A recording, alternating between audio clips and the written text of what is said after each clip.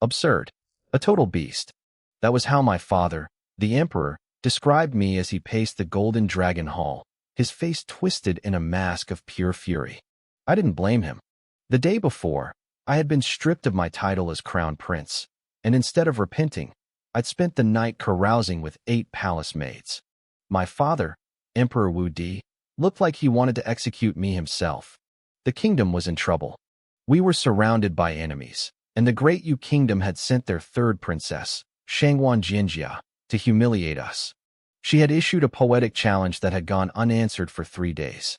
Not a single scholar in the entire Wu Empire could match her wit. The poem was a direct insult. It spoke of things that were closest yet furthest, deepest yet shallowest, and ended with a declaration that Great Yu was the strongest and most victorious. My father's hands shook as he read it. He felt the weight of a dying dynasty on his shoulders. He looked at his other sons, hoping for a savior, but they were all silent.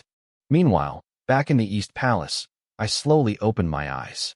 8 palace maids stood in a row before me, dressed in nothing but thin, sheer silk.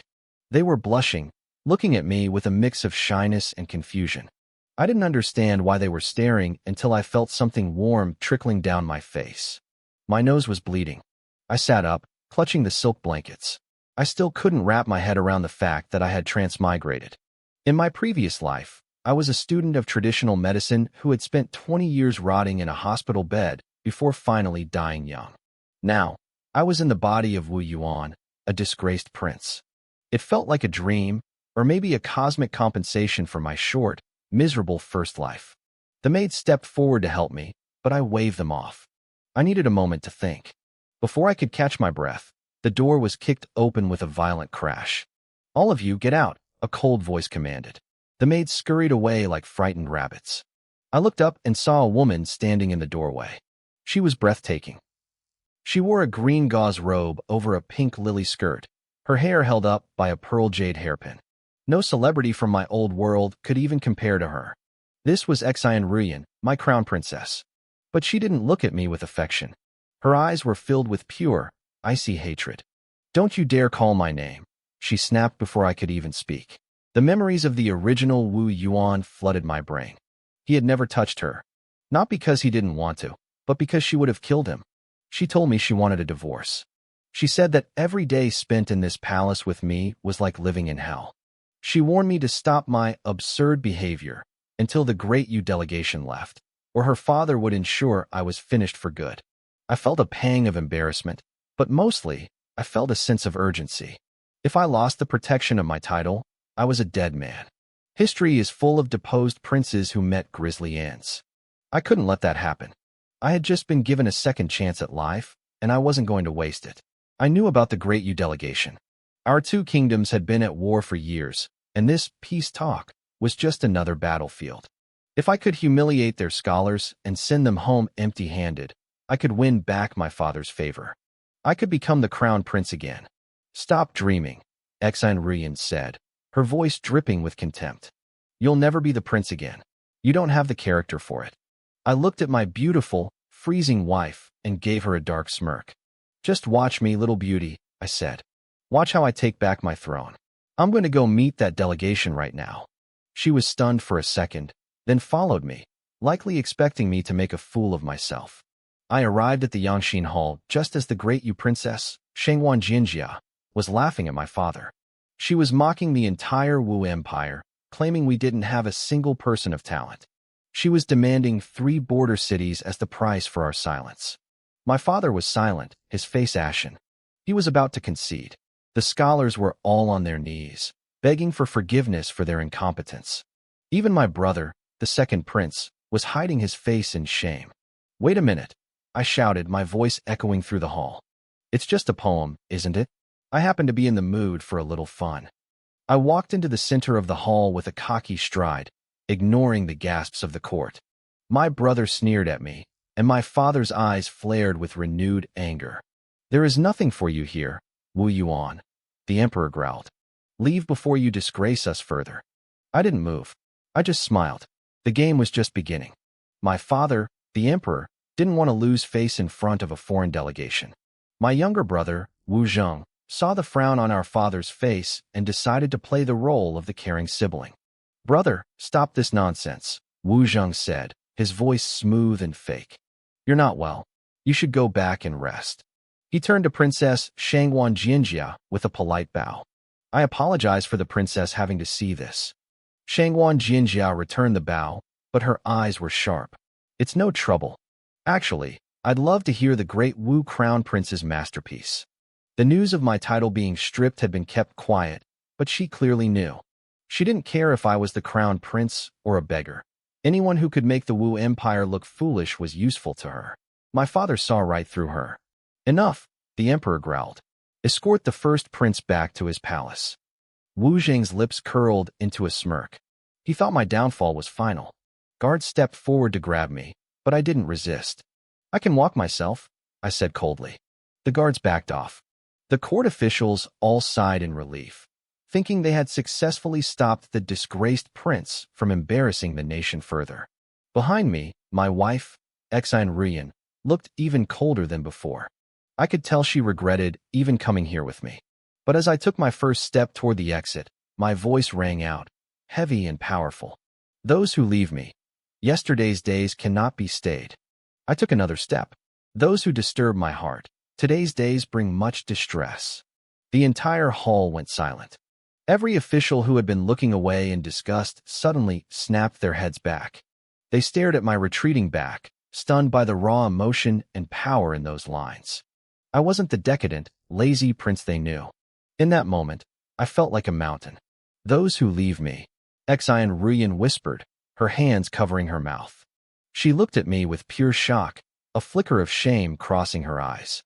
My father stood frozen, his hand hanging mid-air. Just as I reached the door, Shangwan Jianjia finally found her voice. "Wait. Please stay," she called out. She knew she shouldn't be stopping me, but those lines had touched something deep inside her. She needed to hear the rest. I didn't stop. I kept walking with a smirk on my face. Did they think the crown prince was someone they could just whistle for like a dog? Wu Zheng realized the tide was turning and tried to cut me off. "Princess, let's get back to business." "Shut up," my father roared at him. Then, he looked at the guards. "Bring the first prince back inside." Exine Ruyan watched me walk back in, her eyes wide. I think she realized right then that the world she knew was about to be flipped upside down. I didn't wait for my father to speak. I took another step forward and let the rest of the poem fly. Longing for greatness, my thoughts soar high. I wish to climb the blue sky and grasp the bright moon. Draw a sword to cut the water, and the water flows more. Raise a cup to drown your sorrows, and the sorrows only grow. I walked right up to the front, staring Shangwan Jianjia directly in the eyes. The hall was so quiet you could hear a pin drop. She looked like she'd been struck by lightning, repeating that line about the sword and the water over and over in her head. It was a masterpiece, and she knew it. I finished the poem with a final, booming line. "Since life in this world does not go as planned, tomorrow I shall let down my hair and drift away on a boat." The silence stretched on. Shangwan Jianjia's body trembled. The rest of the court looked like they had seen a ghost. They looked like they'd been slapped across the face. The shame of their earlier insults was written all over them. Even my father had to pick up his tea to hide how much his hands were shaking. "Princess," I said, my voice calm, "does my poem meet your standards?" Her heart was racing.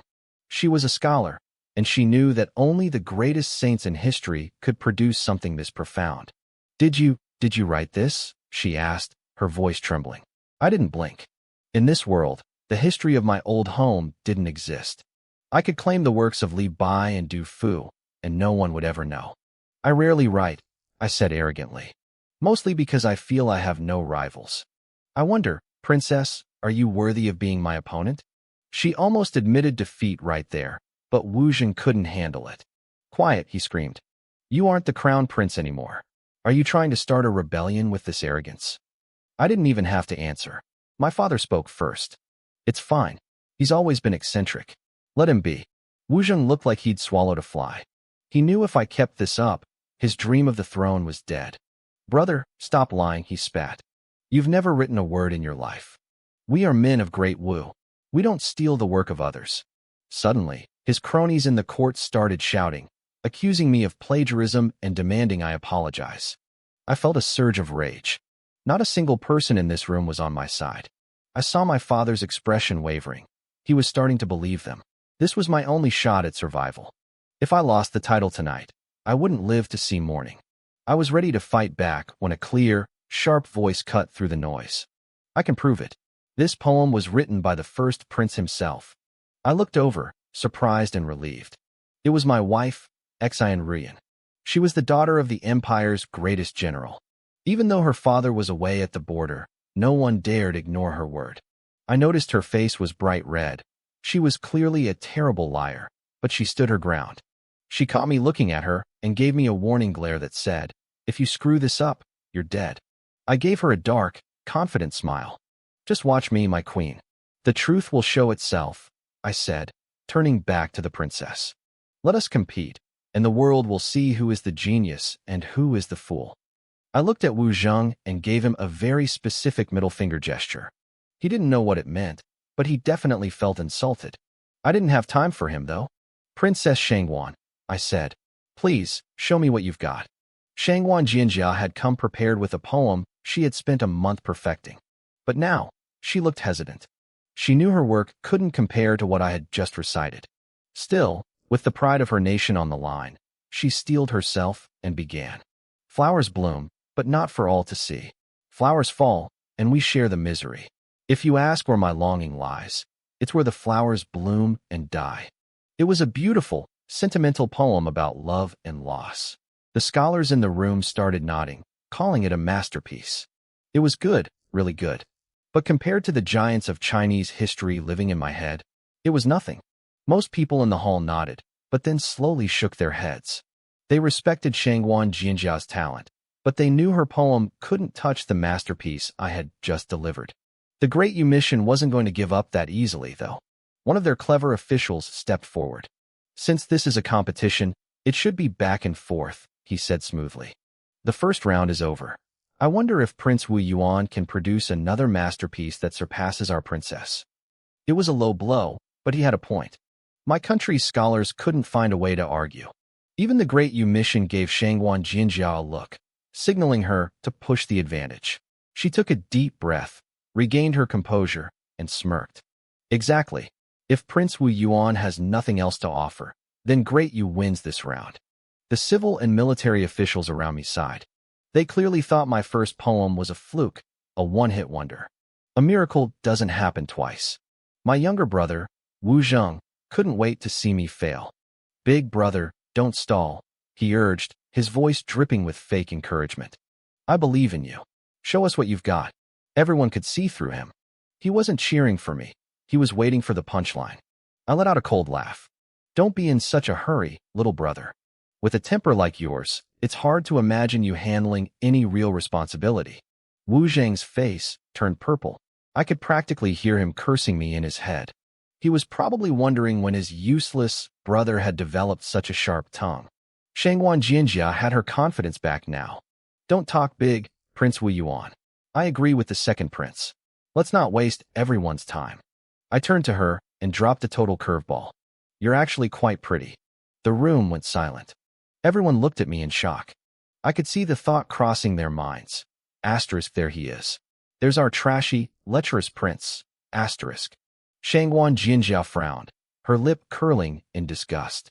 "I've heard of your reputation, Prince Wu Yuan. It seems the rumors didn't do you justice."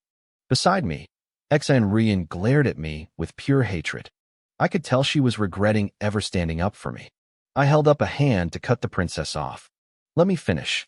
I'm saying you're pretty, but you're nothing compared to my wife, Ryan. You." Shangguan Jianjia snapped. She was famous for her beauty and talent. No one had ever told her she was second best. She looked at Ryan, then back at me, her eyes burning. "I actually feel sorry for Ryan. She's a flower stuck in the mud, living a hard life as your princess consort." I saw Ryan nodding in agreement out of the corner of my eye. I almost choked. "Your poetry isn't great, but your mouth sure is," I said, staying calm. "Don't get angry. I'm just saying, your personality isn't as beautiful as your weapons, and your poems are mediocre. I don't know how you had the nerve to come here and show off." The Great Wu officials finally let out the breath they'd been holding. They had been bullied by this mission for days, and seeing the princess turn red with rage felt like a victory in itself. Even my father, the emperor, let out a hearty laugh. Wu Yuan, it's just a competition, he said, though he was clearly enjoying himself. Don't ruin the harmony. Shangwan Jinjia grit her teeth. Then please, Prince Wu Yuan, let me witness another masterpiece. Fine, I said. I'll give you a lesson today. I bowed to my father, then looked at her. Since you used flowers and personal feelings as your theme, I'll do the same. I wouldn't want you making excuses later. I took a breath. The room went quiet. I began to recite. When will the spring flowers and autumn moon end? How much of the past do we truly know? The moment that first line left my lips, Shangwan Jinjia's face fell. Xi and Ruyan's eyes lit up. I didn't stop. Last night, the east wind blew through my small tower again. I ask you, how much sorrow can one person hold? It is just like a river of spring water, flowing endlessly to the east. When I finished, the silence was absolute. It was like the entire palace had died. The imagery was overwhelming. They were all picturing it, the passage of time, the weight of memory, the sheer scale of a sorrow that flowed like a great river. It didn't just answer her poem, it crushed it. Her sorrow was a falling flower, mine was a flood. After a long moment, I broke the silence. Everyone, don't forget to breathe. A collective gasp filled the room as everyone finally exhaled. If I hadn't spoken, some of those old scholars might have actually passed out.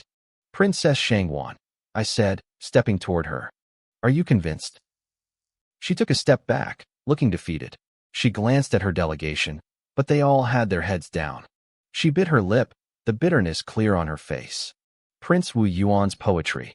I am humble. I concede. The Great Wu officials exploded into cheers. They had walked in here expecting a total loss, and now my useless self had flipped the script. My father was beaming, trying to hide his shock behind a mask of royal calm, though his smile was reaching his ears. Thank you, Imperial Father, I said, knowing I had won this round. Wu Zheng's face was as black as charcoal. I could see the murderous intent in his eyes, but he couldn't do anything while I was the man of the hour. The Prime Minister, Wei Gong, stepped forward. Since the princess has conceded, according to our agreement, those 3 border cities now belong to Great Wu. The crowd cheered again. This was a massive win for our national pride. But then, Shangwan Jinjia spoke up. When did I say I surrendered the cities? The room turned hostile instantly, but she remained calm. I admit, the prince's poetry is world-class. But our agreement was the best of 3 rounds. The first was poetry. The second is music. The third is your choice, martial arts. I frowned. Why do you get to pick 2 out of the 3 categories? She laughed, finally finding a chance to mock me. It seems the prince is truly ignorant. Don't you know? Out of those 3 cities, 2 currently belong to Great Yu. We hold the stakes. I froze and looked around and saw the grim faces of our officials. No one contradicted her. Damn it, I really didn't know that. The original Wu Yuan was even more of a mess than I thought. The problem was, I didn't know the first thing about ancient music. Was I about to lose everything? What's the matter? Shangwan Jinjia asked, her eyes dancing with provocation. Is the prince afraid? Before I could answer, Wu Zheng jumped in. My big brother is never afraid. He said it loudly, but I knew his game. He was convinced I'd make a fool of myself. If I lost the music round, my glory from the poetry would vanish instantly. I glanced at him. The guy was transparent. But I couldn't back down. My life and the throne were on the line. Father, I said, turning to the emperor. I accept the challenge. Please grant me your permission. The emperor hesitated. He knew I could write poetry now, but music? That was a different beast. Still, he saw the fire in my eyes. Very well, he said. Since you are so confident, I will have the victory wine prepared for you. The court was a sea of mixed emotions. Everyone knew what was at stake. If I won one more round, my status as the crown prince would be untouchable. The atmosphere in the hall shifted instantly. I could see the gears turning in the minds of the ministers. They were recalculating their loyalties, wondering if they'd backed the wrong prince. Across the room, Shangwan Jinjia couldn't wait any longer. She pulled out a white jade flute, her eyes burning with a sudden, fierce intensity. It was like a war drum had started beating in her soul. "Prince Wu Yuan, listen to this first," she challenged. Before anyone could react, a sharp, high-pitched note pierced the air. It was a commanding opening. I froze for a second as the music washed over me. Suddenly, it felt like a hallucination was taking over the room. I didn't just hear the music, I saw it. I saw thousands of horses galloping toward me, a sea of soldiers like gathering clouds, and the flash of cold blades. It was a song of war. Beneath her elegant exterior, Shangwan Jianjia hid a terrifying ambition. When the last note faded, a cold sweat broke out on the backs of the officials. My father, the emperor, sat on his throne with a heavy expression. I could see the conflict in his eyes. Here was a foreign princess with the heart of a conqueror, ready to expand her empire. Then he looked at his own sons, all of them scheming for a golden chair while the enemy was at the gates. I finally understood why Great Yu had sent her to handle these negotiations. Shangwan Jinjia looked around the room, her eyes full of lingering battle lust.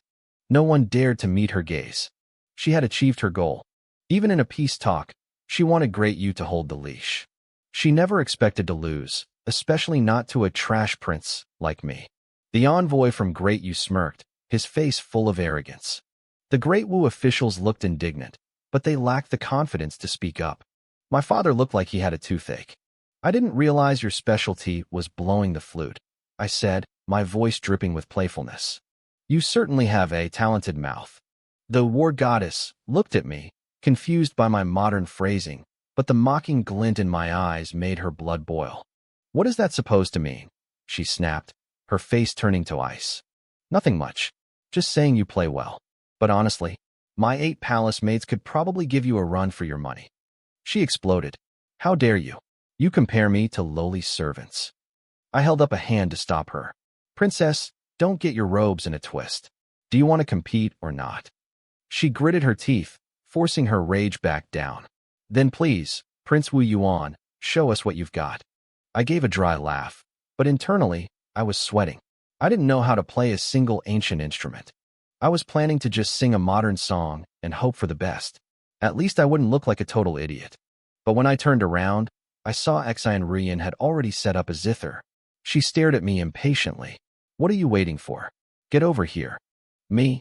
I pointed at myself, doubting my own ears. She frowned, her tone sharp. "Who else? Weren't you always practicing your skills while flirting with those pretty musicians and maids in the palace?" I blinked. Following her annoyed gaze, I sat down and placed my hands on the strings. Suddenly, a wave of familiarity hit me. My fingers felt like they knew exactly where to go. I was shocked and relieved. It turned out the trash prince wasn't completely useless. At least he'd put in the work when it came to chasing women. "Let me find the feeling first," I muttered. I started strumming, testing the strings. It was messy, the kind of tune you'd use to tease a girl, but nothing impressive. Shangwan Jinjia's lips curled into a smirk. She thought she'd seen my limit. To her, I wasn't even worth her time. The scholars in the hall shook their heads in disappointment. Even my father's face darkened. He was already thinking about replacing me. Wu Zheng, my dear brother, didn't miss the chance to twist the knife. "Father, I've heard my big brother is an expert at this.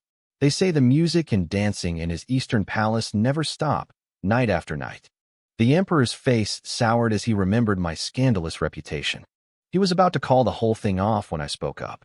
"All right, I'm ready. Everyone, lend me your ears." It was too late for my father to stop me. Everyone expected a shallow, vulgar tune. But I had something else in mind. I didn't know ancient scores, but I knew the melodies of my old world. Combined with this body's muscle memory, I could make it work. "Don't laugh if I fall drunk on the battlefield," I whispered. Shangwan Jinjia wanted blood and iron? Fine. I'd give her a massacre. In the face of her indignant glare and the official's doubt, I struck the strings. The sound exploded. It wasn't a gentle melody. It was the roar of an Azura entering the fray. The rhythm was fierce, unstoppable, crashing against her thousands of horses like a tidal wave. It was wild. It was sharp. It was the sound of 1,000,000 soldiers being swept away. If she was arrogant, I was more arrogant. If her music was a wolf's ambition, mine was the song of the entry, a melody that leveled everything in its path. The scholars turned pale. Some of them were actually trembling. Then, I raised my voice and sang. The night is young, the sky is dark, I stand on the surviving battlefield. The song of the entry. 100 battles in the yellow sands, piercing the golden armor. The hall shook. Everyone was vibrating with the intensity of it. Shangwan Jinjia's face went white. She stared at me as if she were seeing a demon on a killing spree. Xian Ruyan, sitting closest to me, looked at me in a daze. She had always despised me, but in this moment, she looked lost. She couldn't figure out which version of me was real. As the final note echoed and died away, I reached out and grabbed her hand. She jumped, startled. "What are you doing?" she whispered. But she didn't pull away like she usually did. "Nothing," I whispered back, leaning in. "It's just that the princess is looking at me like she wants to eat me alive. You have to protect me." Xian Ruyan blinked, then looked over at Shangwan Jinjia. Seeing the heated, stunned look in the other woman's eyes, Xian Ruyan instinctively squeezed my hand tight. Then, she spoke loudly for the whole room to hear. "Princess Shangwan, you lost." Shangwan Jinjia stumbled back, looking at her own people. They couldn't even look her in the eye. The Great Wu officials, from the emperor down to the lowest clerk, were erupting in joy. She couldn't believe it. There was no judge needed. My song had more depth, more soul, and a far grander vision than hers. She had lost to the man she called a waste. The resentment in her eyes flared, but my father's voice boomed through the hall, cutting through the tension. "Princess Shangwan, it seems Great Wu has won this round." She took a deep breath, her face shadowed with defeat. "I didn't expect." "Your Highness, Prince Wu Yuan gave me a massive surprise today," Shangwan Jinjia said, her voice cutting through the silence of the hall. "But what's even more unexpected is that a man as talented as him could actually be deposed. It seems the Great Wu Empire is nothing special after all." Her words were like a physical slap to the face of every official in the room, including my father, the emperor. I suppressed a smirk. I was starting to like this princess. She had guts, but I couldn't figure out her game. Was she trying to help me or ruin me? The scholars and ministers were stunned for a moment, but then the tide turned. One official stepped forward and bowed deeply.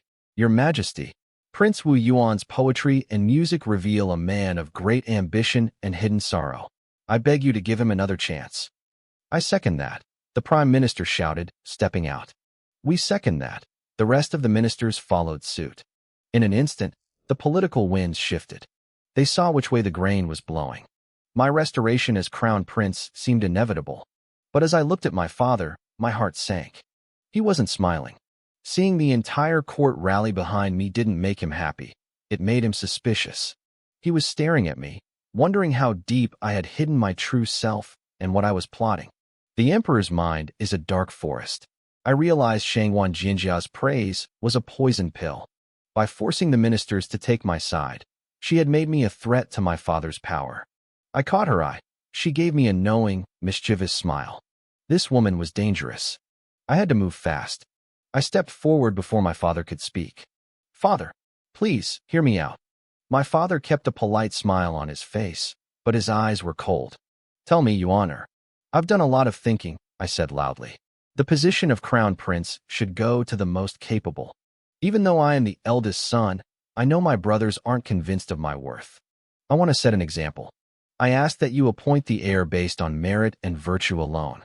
The room went silent. Some thought I was being an idiot again, but the smart ones looked at me with newfound respect. My father's tension visibly thawed, and he actually laughed. "Your Honor, you truly continue to surprise me. Fine. Since you have such resolve, I will grant your wish. However, you are still my eldest son. You will remain in the Eastern Palace for now." I breathed a quiet sigh of relief. It wasn't the full restoration I wanted, but as long as I held the Eastern Palace, I was safe. No one would dare touch me openly. My brothers, including the second Prince Wu Zheng, looked like they had swallowed flies. They knew as well as I did.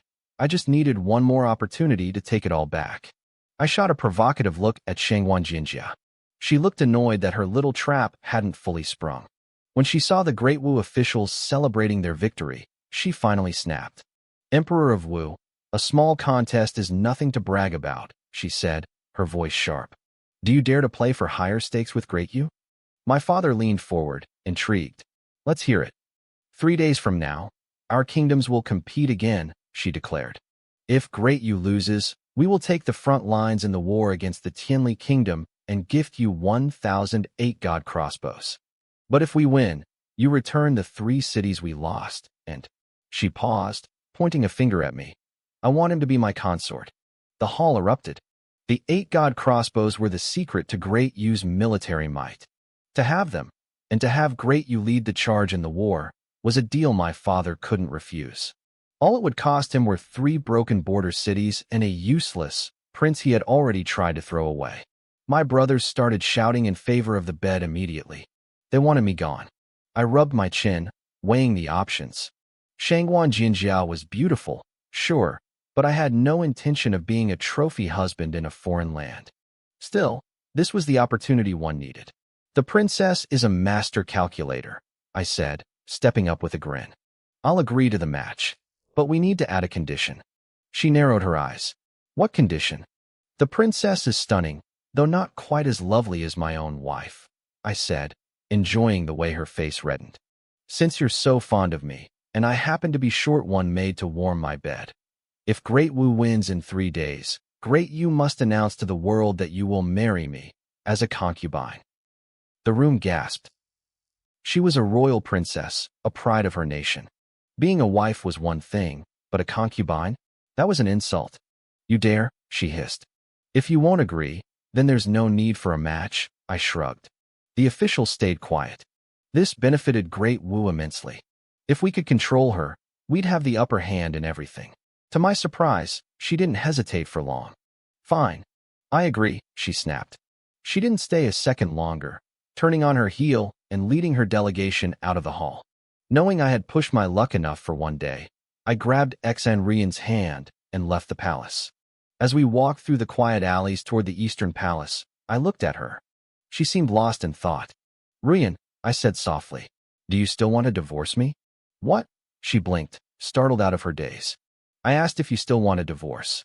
She stammered, looking genuinely conflicted for the first time. I smiled, ready to press my advantage and finally win over my beautiful wife. But before I could speak, her eyes widened. Watch out, she screamed. I spun around. A silver flash was flying through the air, an arrow, moving too fast to dodge. My heart stopped. This is it, I thought. I'm dead. Suddenly, a massive force yanked me sideways. I hit the ground hard. I heard a muffled grunt, then a sharp scream of agony. A black-clad figure tumbled from the rooftops, crashing into the dirt. I looked up, breathless, and saw Xan Rian standing over me. Her posture was perfect, her eyes cold and lethal. I stared at her in total shock. My wife, was she always this much of a badass? The move she just pulled was beyond anything I thought a human could do. She looked like a legendary swordswoman straight out of a martial arts movie. I muttered something under my breath, still dazed, and I saw a flash of red touch her perfect face. She quickly composed herself, her expression turning cold and sharp. So, you finally realized I have skills? She snapped. And why didn't you dodge? You just stood there. I pulled myself up, dusting off my clothes. My heart was still hammering against my ribs. It was the first time I'd ever faced an actual assassination attempt. I was scared to death. My reflexes simply couldn't keep up with an arrow moving that fast. I took a breath and calmed down. I remembered now. As the daughter of a great general, Rian was supposed to be trained in martial arts. But in all my memories of her, I had never seen her lift a finger. Thank you for saving my life, dear wife, I said, looking at her with genuine hunger. I have no way to repay you. How about I offer you my body tonight? I swallowed hard. Seriously, a crown princess who was both gorgeous and a total badass? I was falling for her fast. But Rian didn't blush this time. She gave me a look filled with pure, murderous intent. I've told you before, she said. If you want to touch me, you need the ability to conquer me. Otherwise, I'll die before I submit. I finally understood why the original Playboy prince had never managed to get her into bed. She wasn't just a beauty. She was a wild horse that refused to be tamed. But that only made me grin. I haven't forgotten, I replied. And I believe that day is coming very soon. Rian opened her mouth to argue, but she stopped. I could tell she was thinking about how I had just defeated the Great U delegation with those poems. I stepped closer, teasing her.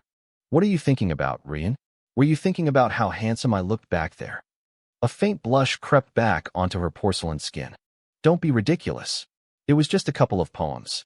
It's nothing special. Oh, so you were thinking about my poetry. I laughed. That's just the tip of the iceberg. If you like it, I can write you a new one every single day. Being caught in her thoughts made her snap. I shouldn't have even bothered saving you. The mention of the attack brought me back to reality. I felt a chill down my spine. If I wanted to keep my head on my shoulders, I needed to stay on this woman's good side. Just as I was about to say something sweet to smooth things over, a group of palace guards rushed toward us. Your Highness, please forgive us, they cried, dropping to their knees. We failed to protect you. I didn't hold back. I let my anger flare. What do you think you're paid for? An assassin attacks in broad daylight. If the princess hadn't been here, you'd all be burying me right now. The guards trembled. They knew the prince's reputation for being ruthless. They probably expected me to execute them on the spot. But I took a deep breath and waved my hand. Forget it. Where is the assassin? I want to know who sent him. The guards looked at me like they had seen a ghost. They couldn't believe I was letting them off the hook. Even Rian looked at me with a spark of curiosity. Thank you for your mercy, Highness, the lead guard stammered. But the assassin, he had poison hidden in his mouth. When he realized he was wounded and couldn't escape, he took his own life. Damn it, that's cold. As a man from the modern world, the reality of a suicide squad hit me hard. This wasn't a lone wolf, it was a professional hit. If I didn't find the source, I'd be living like a turtle for the rest of my life, hiding my head in a shell. Take me to the body, I said firmly. Rian frowned, her face pale. It's a corpse, Wu Yuan. What is there to see? The guards agreed. Your Highness is of noble blood. Don't let the filth of a dead man ruin your luck. You shouldn't go. I'm going to perform an autopsy, I said. There will be clues. An autopsy? Rian and the guards exchanged confused looks. I blinked. Right. They probably didn't even have a word for forensic science here. No wonder the guard just gave up as soon as the guy died. I'll show you, I said, acting mysterious. Sometimes, the dead can tell us much more than the living. The guards whispered among themselves. They clearly thought I'd lost my mind from the stress of being nearly deposed. But since I wasn't screaming for their heads, they led the way. We walked for about 10 minutes to get to the other side of the palace wall where the body had fallen. Rian followed, likely wanting to see me embarrass myself.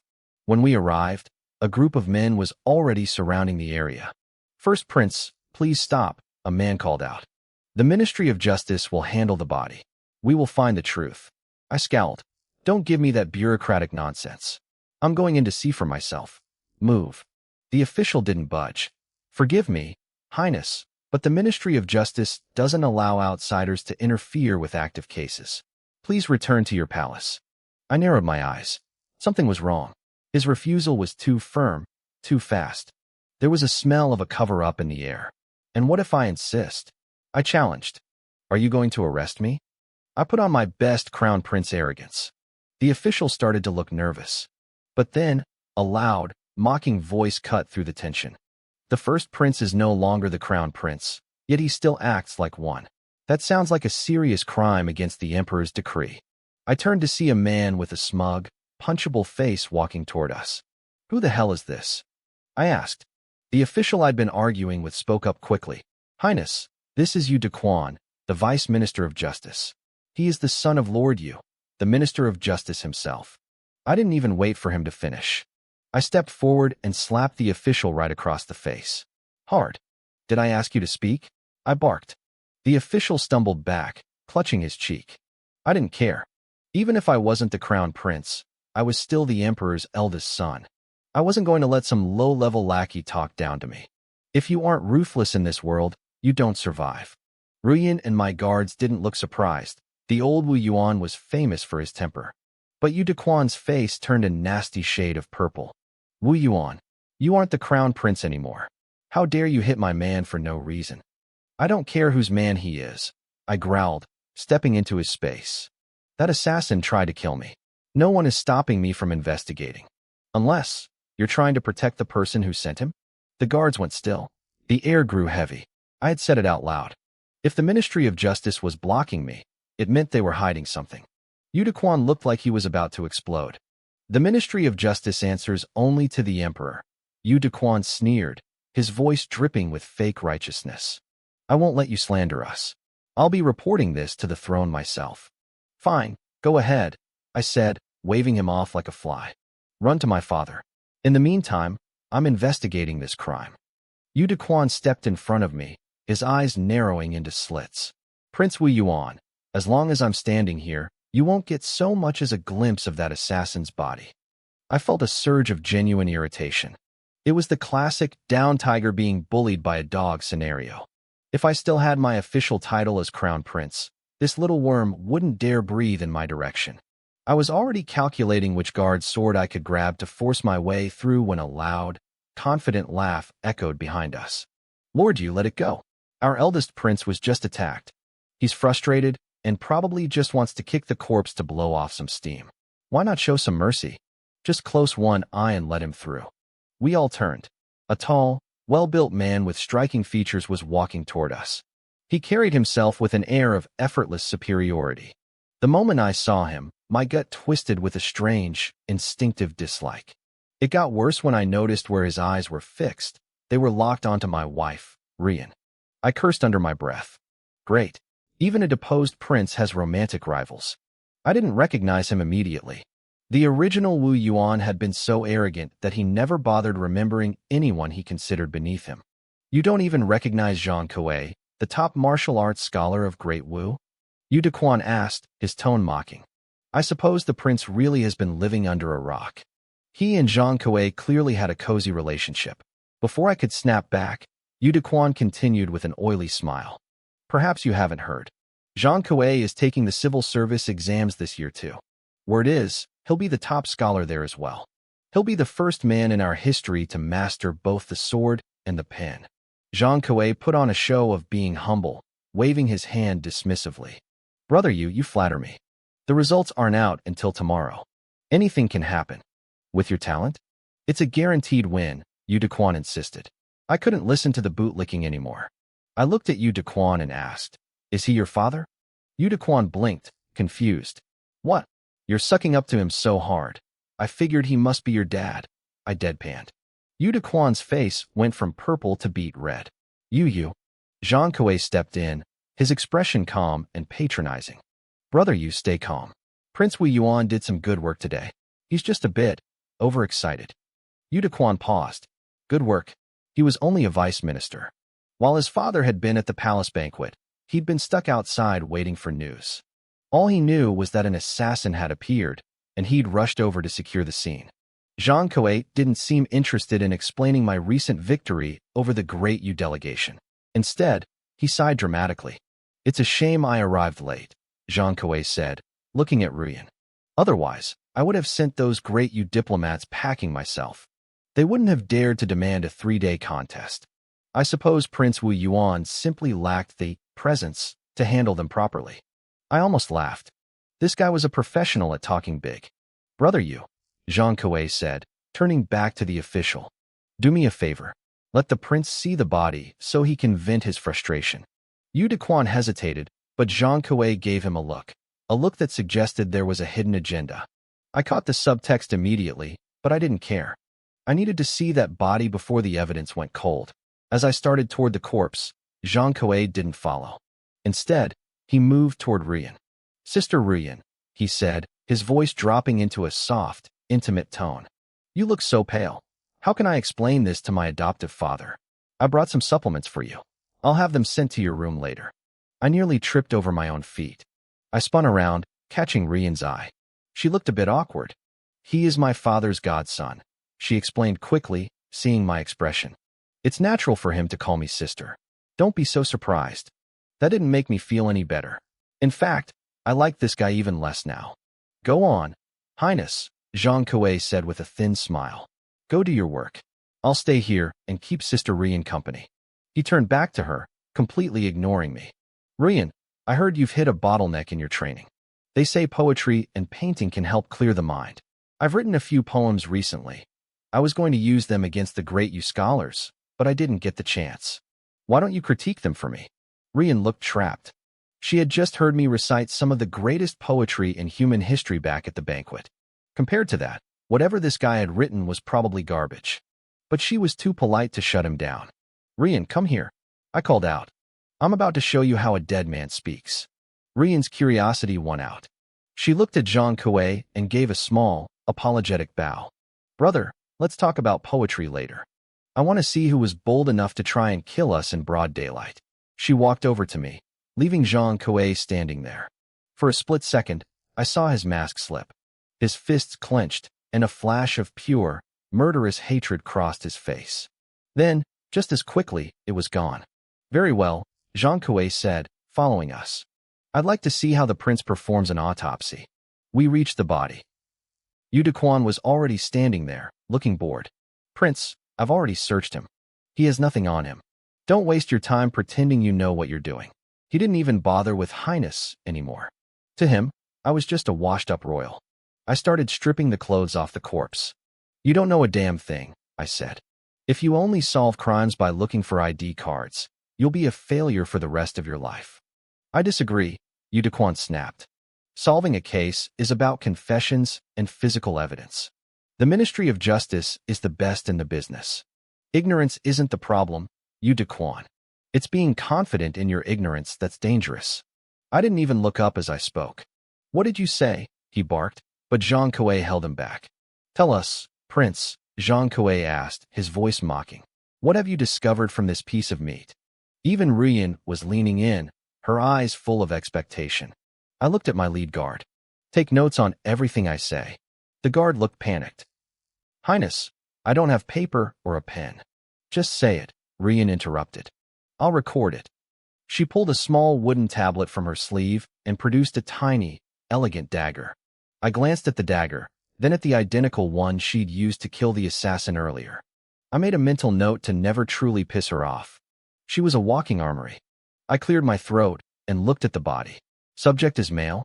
I began seriously. Yu Dequan and the other officials burst out laughing. Even Rian looked at me with a "are you kidding me" expression.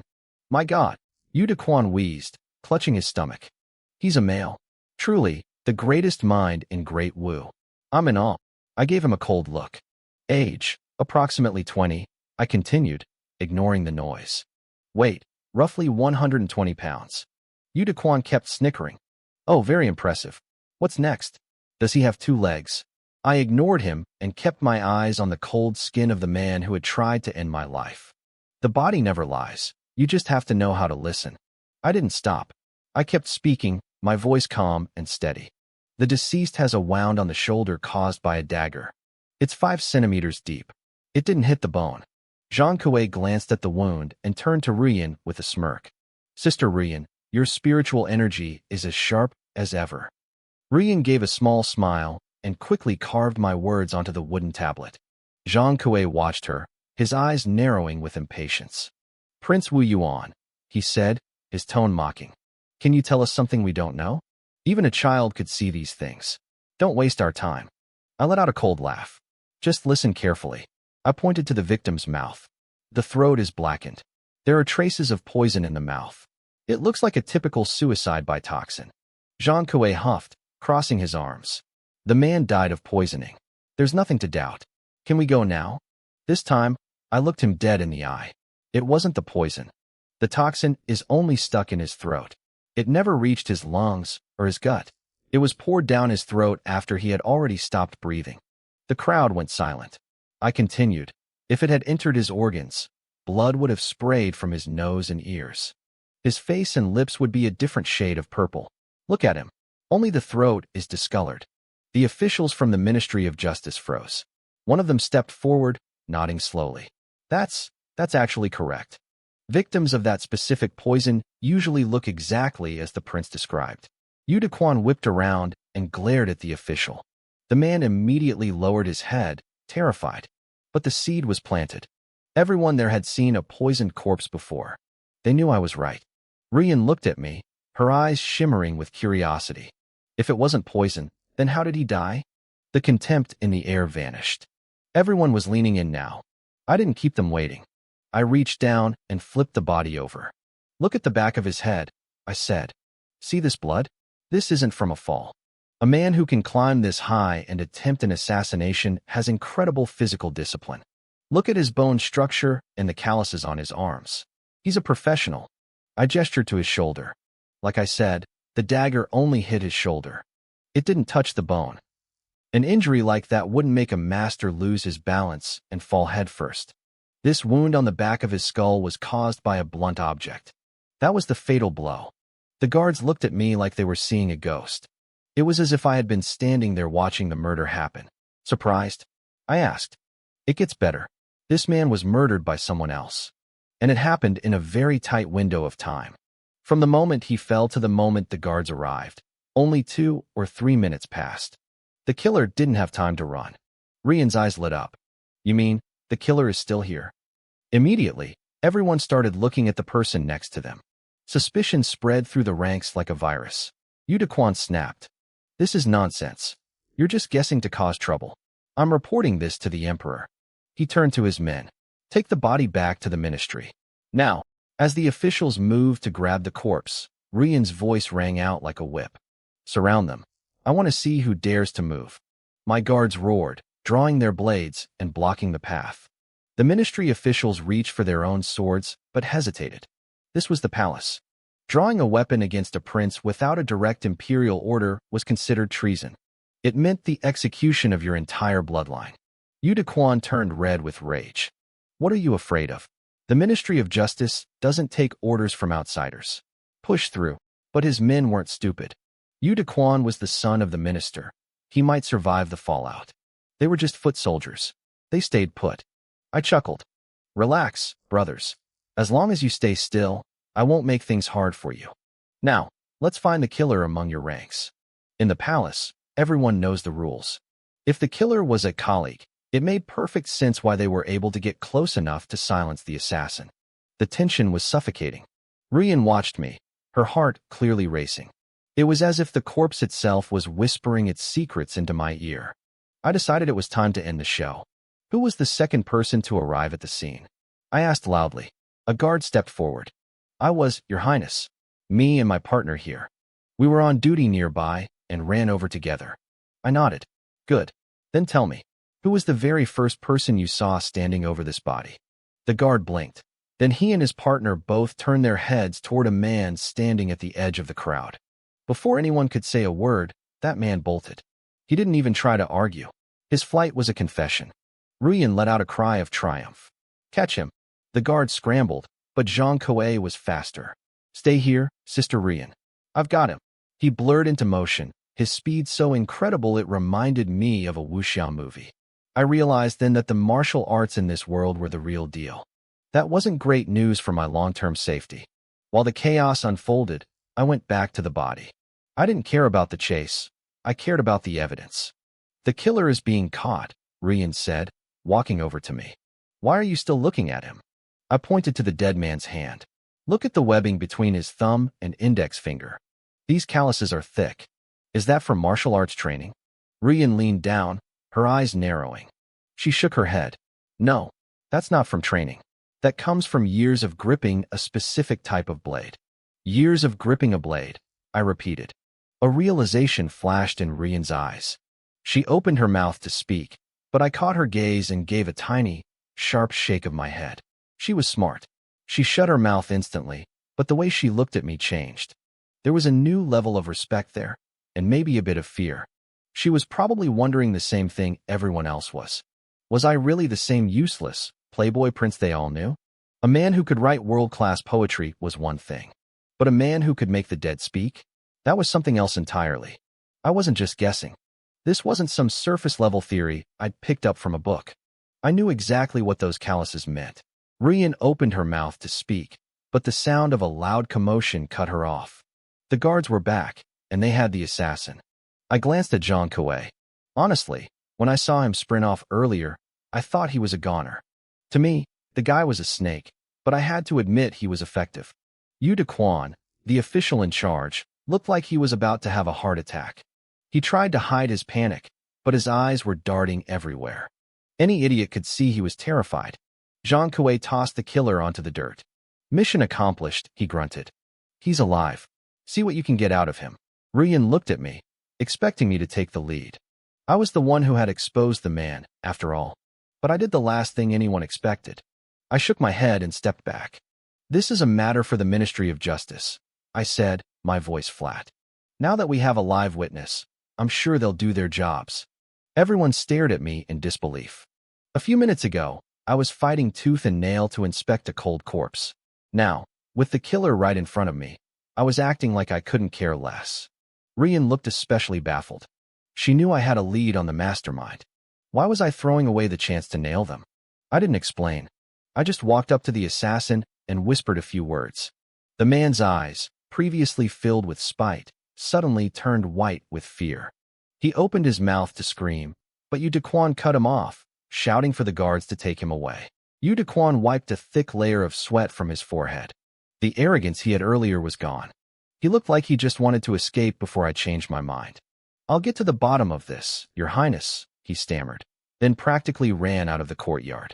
Zhang Kuei watched them go, looking thoughtful, but he didn't say anything about the case. Instead, he turned back to us with a fake, heroic smile. Princess Rian, I hope you weren't too frightened by all this. I stepped between them. I don't care how close you two think you are, I said. This is the palace. There are rules. Learn them. Zhang Kuei's eyes flared like a volcano about to erupt, but he managed to choke back his rage. He bowed stiffly. Yes, Your Highness. Then he turned to Rian. Please forgive my rudeness, Sister Rian. Usually, Rian would have snapped at me for talking to her brother like that. But today, she stayed silent. She just gave him a small nod. It's fine. We should be more careful in public. Zhang Kuei looked like he'd been slapped. He knew Rian didn't care about me or my title, yet here she was, following my lead. I gave him a smug grin and grabbed Rian's arm. Come on, Rian. Let's go home. Rian had 1,000 questions for me, so she didn't resist. But as we turned to leave, Zhang Kuei got desperate. Wait, Sister Rian, you mentioned you wanted to hear those poems I wrote.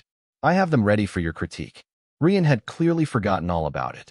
She wasn't in the mood for poetry, especially not after seeing what I could do earlier. She tried to let him down easy. I'm a bit tired today. Maybe another time. I saw my chance to finish him. Why wait? I chimed in. There's no time like the present. Let's head to the garden. I'd love to hear some poetry. Rian tried to stop me, but it was too late. Zhang Kuei wasn't about to back down either. He wanted to prove he was better than me, especially in front of Rian. We settled into the back garden of the Eastern Palace. Rian was clearly annoyed, so she started taking it out on the staff. She called over 4 of my maids, the ones I called my little cuties. She was being difficult, making one of them pick every single seed out of a dragon fruit because she didn't like the texture. The poor girls were trembling, looking at me with big, teary eyes. It broke my heart.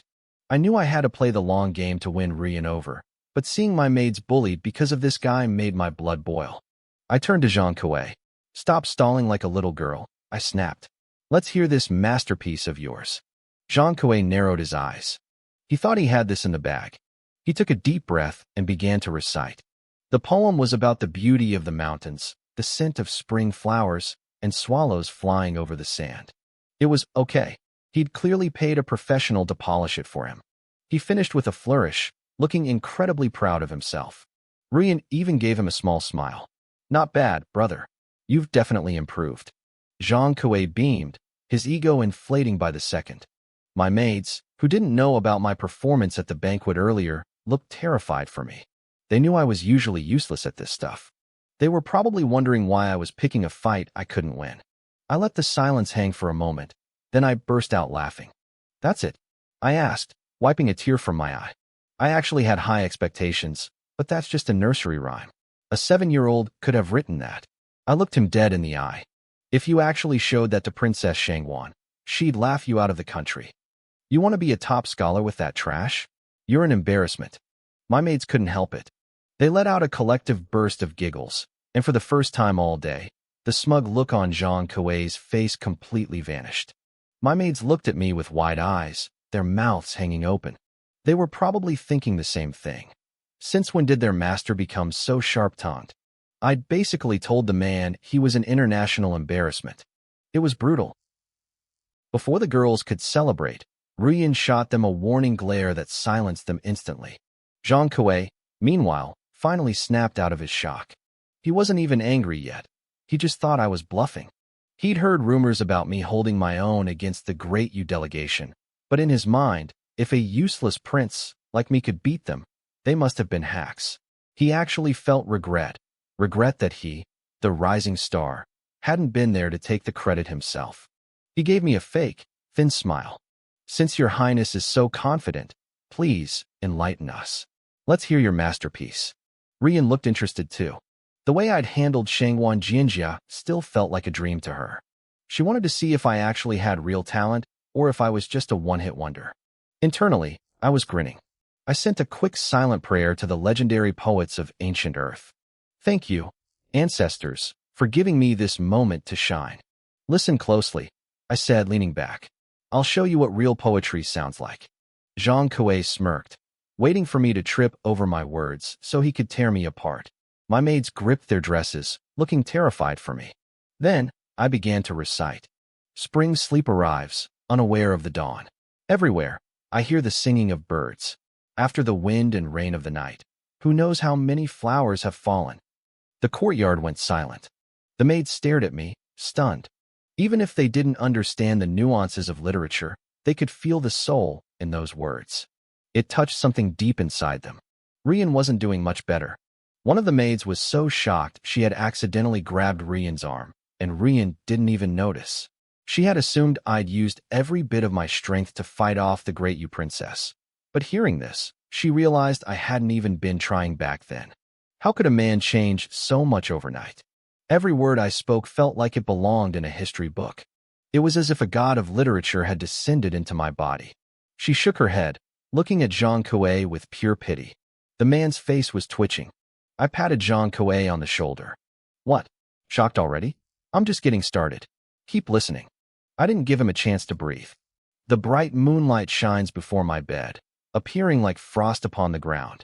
I kept going. From 1,000 mountains, the birds' flights are gone. On 10,000 paths, the human tracks are erased. I rattled off 5 or 6 of the greatest poems ever written in human history, one after another. Thump! Zhang Kuei hit the deck. He was on his knees, his face ghostly white. The sheer weight of the genius he was witnessing was too much for his ego to handle. He clutched his chest, and a second later, he actually coughed up a spray of blood. No. Impossible. This isn't real, he wheezed, looking at Rian. Rian, tell me this is a nightmare. Meanwhile, inside the Golden Dragon Palace, the Emperor was staring at a piece of parchment with disbelief. He read the lines aloud, his voice trembling with excitement. The bright moonlight shines before my bed. Good. This is incredible. He slammed his hand on the desk. From 1,000 mountains, the birds' flights are gone. Brilliant. Absolutely brilliant. He read the next one and froze, paralyzed by the beauty of the prose. After a long silence, he began pacing the room, his face flushed with pride. Eunuch Su, the Emperor called out. Tell me the truth. Did Your Honor really write these? Eunuch Su smiled, bowed low. Your Majesty, these came straight from the Eastern Palace gardens. Every word came from Prince Wu Yuan's mouth. Good, good, good. The Emperor laughed. It seems I've underestimated that boy. Who knew he had such a gift? He paused, remembering something. The results for the imperial examinations. Who was named the top scholar this year? Eunuch Su, who had served the Emperor for decades, knew exactly where this was going. Your Majesty, the top scholar is Zhang Kuei. His essay was decent, though a bit arrogant. The Emperor waved a hand dismissively. This year's top honors belong to Wu Yuan. Issue the decree. Eunuch Su gasped. He knew Zhang Kuei had ruined his chances with his behavior today, but he didn't expect the Emperor to give the title to someone who hadn't even sat for the exam. Your Majesty, this might cause a public outcry. The prince didn't participate in the tests. The Emperor's expression darkened. Spread these poems across the city. If anyone is unhappy, tell them to write something better. If they can't, they can shut up. Your Majesty is wise, Su replied quickly. Once these are public, no one will dare challenge him. It's time the other nations saw the brilliance of our great Wu princes. The Emperor beamed. What's the boy doing now? Eunuch Su hesitated, looking awkward. Well, after Zhang Kuei left in a state of collapse, Prince Wu Yuan, he what? Speak up. He retreated to his bedchamber with his 4 maids, Your Majesty. He hasn't come out since. The emperor slammed his desk again, though this time it was in frustration. That brat. It's broad daylight. How can he be so shameless? Eunuch Su let out a soft chuckle. Please calm yourself, Majesty. The prince is young. He may be a bit of a rogue, but perhaps it's that very wild spirit that allows him to produce such genius. The emperor huffed. You're always making excuses for him. Go, bring him to me. Back in the Eastern Palace, I was currently enjoying the attentive care of my 4 maids. After the stress of the day, I figured I deserved a little relaxation. I was busy comforting the girls after Rian had been so hard on them, and we were having a great time. Suddenly, the door was kicked open with a violent bang. I didn't even have to look to know it was Rian. All of you get out, she barked. The 4 maids didn't wait for a second invitation. They scrambled for their clothes and bolted out the door. I felt a bit guilty, pulling the blanket up to my chin. Oh, Rian, you're back, I said weakly. Is your brother Zhang Kuei okay? Rian had personally escorted him out because he looked like he was about to have a mental breakdown. My comment only made her angrier. I know you're talented, she snapped, walking toward the bed. But did you have to crush him like that? 1 poem would have been enough. You recited 8. You've destroyed his spirit. He left crying like his soul had been ripped out. He deserved it, I countered. He came here to show off in front of me and kept looking at you with those greedy eyes. I was doing you a favor by not breaking his legs. Rian froze. How can you say that?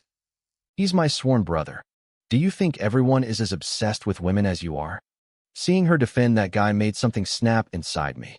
I could handle a lot of things, but I wasn't going to let my woman have another man in her heart. As she reached the edge of the bed, I moved. I lunged forward and grabbed her arm, pulling her down. She let out a sharp gasp, and before she could react, I had her pinned beneath me on the mattress. She opened her mouth to protest, but I didn't give her the chance. I kissed her hard. For a second, she was frozen in shock. It was clearly her first time experiencing anything like this. But as soon as she realized I was trying to take things further, her martial instincts kicked in. The next thing I knew, the positions were reversed. I was the one pinned down, unable to move a muscle. I knew she was a fighter, but I hadn't realized she was this strong. You dare disrespect me? Rian's face was as red as a ripe tomato. She looked part furious, part embarrassed, and honestly, kind of adorable. I didn't do anything. I lied through my teeth. You're still lying? I'll kill you. I scrambled back, heart racing as Rian's eyes flared with genuine murderous intent. She was actually going to do it. She was going to kill me. Just as she raised her hand, a maid's voice drifted in from outside the doors. Your Highness? Eunuch Su is here. He brings an imperial decree from His Majesty. You are summoned to the palace immediately. I felt like I'd just been handed a lifeline. My savior had arrived. But I couldn't help myself. As Rian froze, distracted by the interruption, I lunged forward one last time. I pecked her right on those beautiful, pouting lips. Before she could process the shock or grab her sword, I spun around and bolted out the door. I could practically hear her teeth grinding in rage behind me. She was furious, but she couldn't do a thing about it now. Once the room fell silent, she touched her lips, her expression softening into something she probably didn't want to admit was a smile. A short while later, I stood inside the Golden Dragon Hall. My father, the Emperor, sat on his throne, looking weary. Father, you sent for me? I asked, keeping my tone casual. The Emperor looked up, surprised by my relaxed demeanor. A flash of irritation crossed his face. What? Can I not see my own son unless there's a crisis? Or do you feel I've interrupted your festivities? I cleared my throat. I knew he probably had spies in the Eastern Palace. He knew exactly what I'd been up to with my maids. I am always ready to share my father's burdens, I said, putting on my most serious face. The old man's expression softened. My words had hit the mark. You performed well today, he admitted. You exceeded my expectations. By all rights, restoring your title as Crown Prince would be appropriate. However, I haven't done that yet. Do you resent me for it? I knew this was a test of loyalty. I stood tall and spoke with conviction. I have no resentment. I know I was immature in the past. But from this day forward, I will lead by example. I will be the first to worry about the nation's troubles and the last to enjoy its rewards. I don't crave the title. I only want the Great Wu Empire to be strong and its people to be at peace. The emperor stared at me, stunned. Even eunuch Su, standing by his side, looked at me with newfound respect. "You honor," the emperor whispered, his voice thick with emotion. "I didn't realize you possessed such a regal heart. I am truly comforted." He sighed deeply, his pride quickly replaced by a shadow of worry. "But I fear my joy is short-lived. Great Yu is coming at us with everything they have. I'm afraid that in 3 days, during the contest, our Great Wu will fall." My brow furrowed. "Why would you say that, father? Tell me," he said, his eyes narrowing. "Did you see any sincerity in the Great Yu delegation? Any real desire for peace?" I thought back to the banquet. None. If they wanted peace, they wouldn't have been so difficult. They certainly wouldn't have doubled down on a new wager after losing the first round. The emperor nodded. "Exactly. And I have intelligence, though not fully confirmed. It's likely true that Great Yu has been in secret contact with the kingdom of Tianli." My heart skipped a beat. This was bad. The only reason Great Yu and Great Wu were even talking was because the kingdom of Tianli was a massive, looming threat to us both. If Great Yu was siding with the enemy, we were surrounded.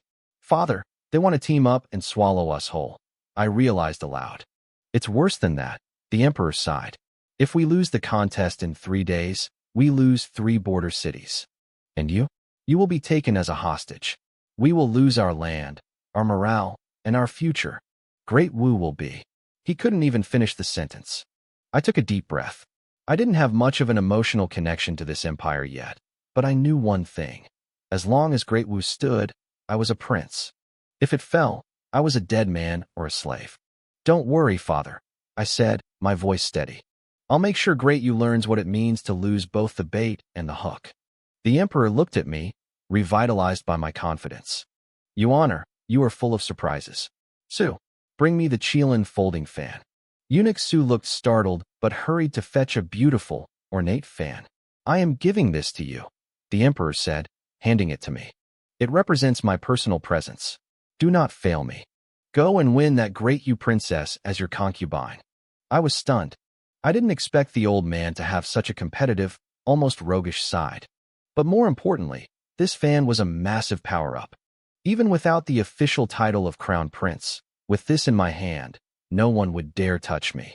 As I turned to leave, the emperor added one more thing. "The assassin you caught has confessed. I've handled it. It's a chaotic time, so don't worry about the details for now. Focus entirely on the delegation." I nodded quickly. I had expected this. I hadn't let Rian push for answers earlier because I knew the conspiracy went deep. If we started a civil war now over who sent the killer, the enemies at our gates would just walk right in. The fan was my compensation for staying quiet. I'd settle the score with the traitors later. "I understand. What exactly are the events in 3 days?" I asked. "One contest of wit, and one of martial skill," he replied calmly. "Wait, martial skill?" I froze. "A fight?" The emperor gave me a suspicious look. "What? Are you afraid? Great Wu was founded on military might. We fear no one."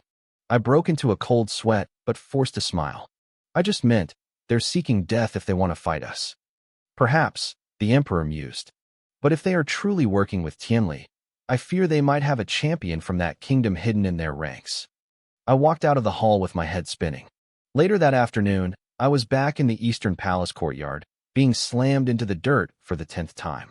Rian didn't hold back. My 8 maids stood in a circle, watching with wide, worried eyes, wondering why their master was suddenly so obsessed with being beaten up by his wife. I groaned, my bones aching, but I pushed myself up.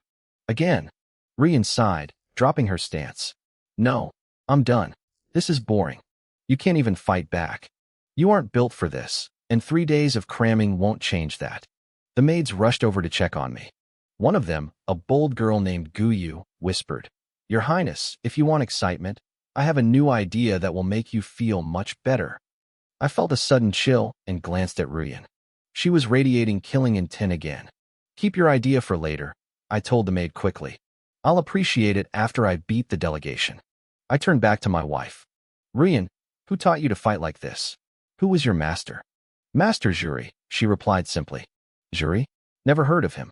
Is he famous? Rian looked at me like I was an idiot. If the emperor heard you say that, you'd be executed. Master Juri is the imperial tutor. He was the emperor's own teacher.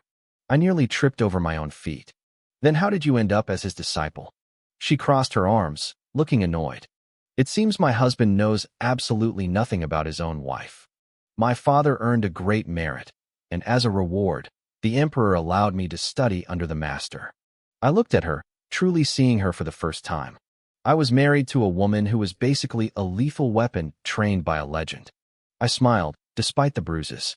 If I couldn't learn to fight like her in 3 days, I was going to have to find another way to win. I thought about what Ruyan said and let out a long breath. It made sense. I didn't need to overthink it. Is this Master Juri really that powerful? I asked, feeling a spark of hope. Rian shot me a sharp look. What do you think? I couldn't help myself. I leaned in and whispered, Rian, you're so beautiful. Even when you're angry, you're stunning. Her cheeks flushed a deep red. She opened her mouth to snap back, but I didn't give her the chance. I grabbed her hand and pulled her up. Someone, get my horse ready. Rian was dazed as I dragged her along. It wasn't until we were galloping down the road that she finally snapped out of it. Are you making me take you to see Master Juri? She shouted over the wind. My clever wife, I teased. She was fuming. Then why couldn't you get 2 horses? Why are we sharing one? And stop holding my waist. I could tell she was close to tears. It was one thing for me to force a kiss on her earlier, but now I was blatantly taking advantage of her. Her waist was incredibly sensitive. She wanted to fight back, but she felt weak, so she had to endure it in silence. I could almost hear her internal scream. Why didn't I run away from this useless prince? We arrived soon enough. Rian watched with a satisfied smirk as I was immediately blocked at the gates. I am the crown prince. I barked at the 2 guards. How dare you stop me? Without His Majesty's decree, no one enters the imperial tutor's estate, one guard replied. His eyes were like lightning, completely unimpressed by my title. I knew the imperial tutor had the status to back this up, but who did these guards think they were? Realizing talk was useless, I stepped forward and slapped the guard right across the face. For a martial artist, it probably didn't hurt much, but the insult was massive. Rian gasped. What are you doing? You can't hit the master's people. She grabbed me and pulled me back, likely trying to save me from a counterattack. The guard was livid. He looked ready to kill. I just sneered at him. If you have the guts, try it. The 2 guards stared at the folding fan in my hand. Their pupils shrank. A second later, they both dropped to their knees. Move, I growled. They scrambled aside, heads bowed, not daring to look up. Rian stared at my fan in shock. How do you have the Emperor's Qilin fan? I gave her a wicked grin. Kiss me, and I'll tell you. She huffed and marched inside ahead of me. I followed, feeling much more confident. The Qilin fan was a powerful tool. An hour later, in the estate of the second prince, Wu Zheng, my younger brother Wu Yun came sprinting in like his hair was on fire. Brother, something terrible has happened. Wu Zheng remained calm. He took a slow sip of tea. Fourth brother, we are sons of the same mother. Even if the sky falls, I'm here for you. Don't panic. Drink some tea, then speak. Wu Yun opened his mouth, saw Wu Zheng's stern look, and gulped down the tea. Brother, this tea is great. Of course it is, Wu Zheng smiled. Now tell me. The smile vanished instantly with Wu Yun's next words. I just got word. Wu Yuan, that useless trash, has kidnapped Master Juri and his granddaughter. Wu Yun went back to his tea, but Wu Zheng roared. Why didn't you say so sooner? How can you sit there drinking tea? Where did he take them? Wu Yun looked aggrieved. You told me to drink the tea. They're at the Eastern Palace. Gather the men. Wu Zheng shouted. We're going to the Eastern Palace to get them back. He was spiraling. Wu Yuan had already stolen the spotlight by pushing back the Great Yu delegation. Now he was trying to win over the imperial tutor to reclaim the throne. Wu Zheng had spent years suckering up to the old master. He couldn't let his prize be stolen. Meanwhile, in the Golden Dragon Palace, the emperor stared at Manager Su in disbelief. Wu Yuan actually kidnapped Master Juri. Manager Su wiped cold sweat from his brow. Yes, your majesty. They are at the Eastern Palace. The second prince is already on his way with troops to stage a rescue. The emperor rubbed his temples. What was Wu Yuan thinking? The master was old. He couldn't handle this kind of chaos. Your Majesty, Manager Su whispered. We must stop them. Don't forget, you gave Wu Yuan the Qilin fan. That gives him the power to execute first and report later. The emperor's face went pale. Ridiculous. Come on, to the Eastern Palace. Outside my gates, things were heating up. Wu Zheng and Wu Yun had the palace surrounded. Tell Wu Yuan to come out. How dare he disrespect the master? I'll take him to father myself. I finally walked out, bored by the noise. Stop yelling. If you want to play the dutiful grandson, go do it somewhere else. I don't have time for you. Wu Zheng was shaking with rage. Wu Yuan, you have a lot of nerve. You. I waved him off dismissively. Oh, shut up. I kidnapped them. If you have a problem, keep it to yourself. Say one more word, and I'll slap you. My guards looked at me with newfound respect. They had watched me get bullied by the second prince for years. This was the first time they had seen me stand my ground like a real prince. You arrogant fool. Wu Zheng screamed. If I don't take you down today, I'll fail my father and the master's teachings. He drew his sword. The ringing of the steel made my skin crawl. I'd seen enough action movies to know a real expert when I saw one. Wu Zheng was dangerous. But I didn't move. I stood there, calm and indifferent, looking like a grandmaster who didn't fear death. The guards watched in awe as Wu Zheng charged. Then, I pulled out my fan. The guards hit the floor instantly, bowing low. Wu Zheng's sword stopped 3 inches from my head. He froze, shaking his head like he'd seen a ghost. Impossible. Why do you have father's Qilin fan? Take a guess, I said. Behind the door, I heard Rian groan. I knew it was a frustrating answer. I know, Wu Zheng shouted. You stole it. You've lost your mind. Are you brain dead? I asked. I usually try not to insult people, but I couldn't help it. Wu Zheng's eyes turned dark. He knew no one could steal that fan, but he wanted to be confused. If he killed me now, he could claim I kidnapped the tutor and stole the fan. With his connections, he could probably get away with it. I felt a sudden, icy wave of killing intent. My heart hammered against my ribs. Wu Yuan, you've committed a capital crime. Wu Zheng hissed, his eyes full of murder. Surrender now, or don't blame me for being ruthless.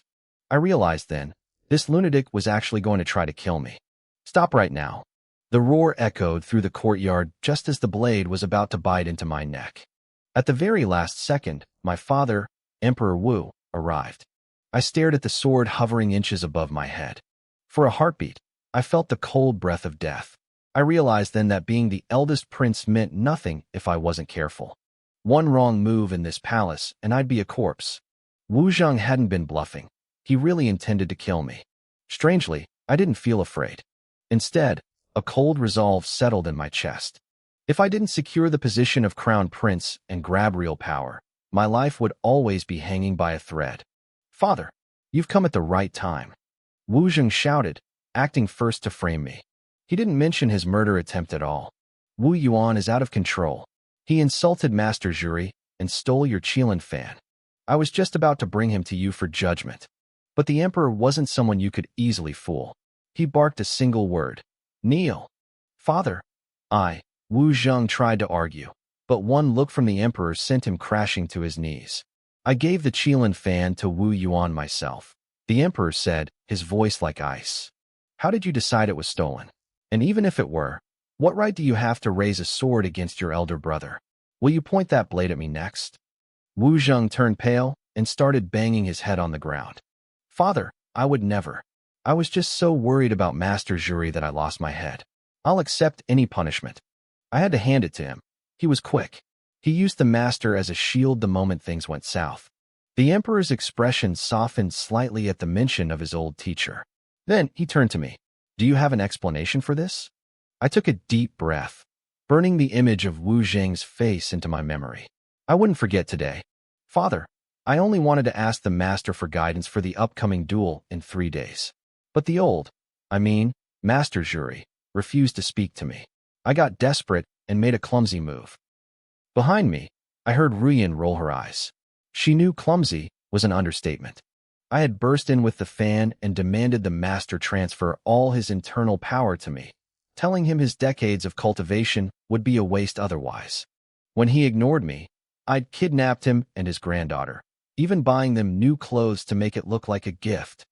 Fortunately, the emperor didn't dig deeper. He saw it as a son trying too hard for the sake of the kingdom. Your heart is in the right place, but don't be disrespectful.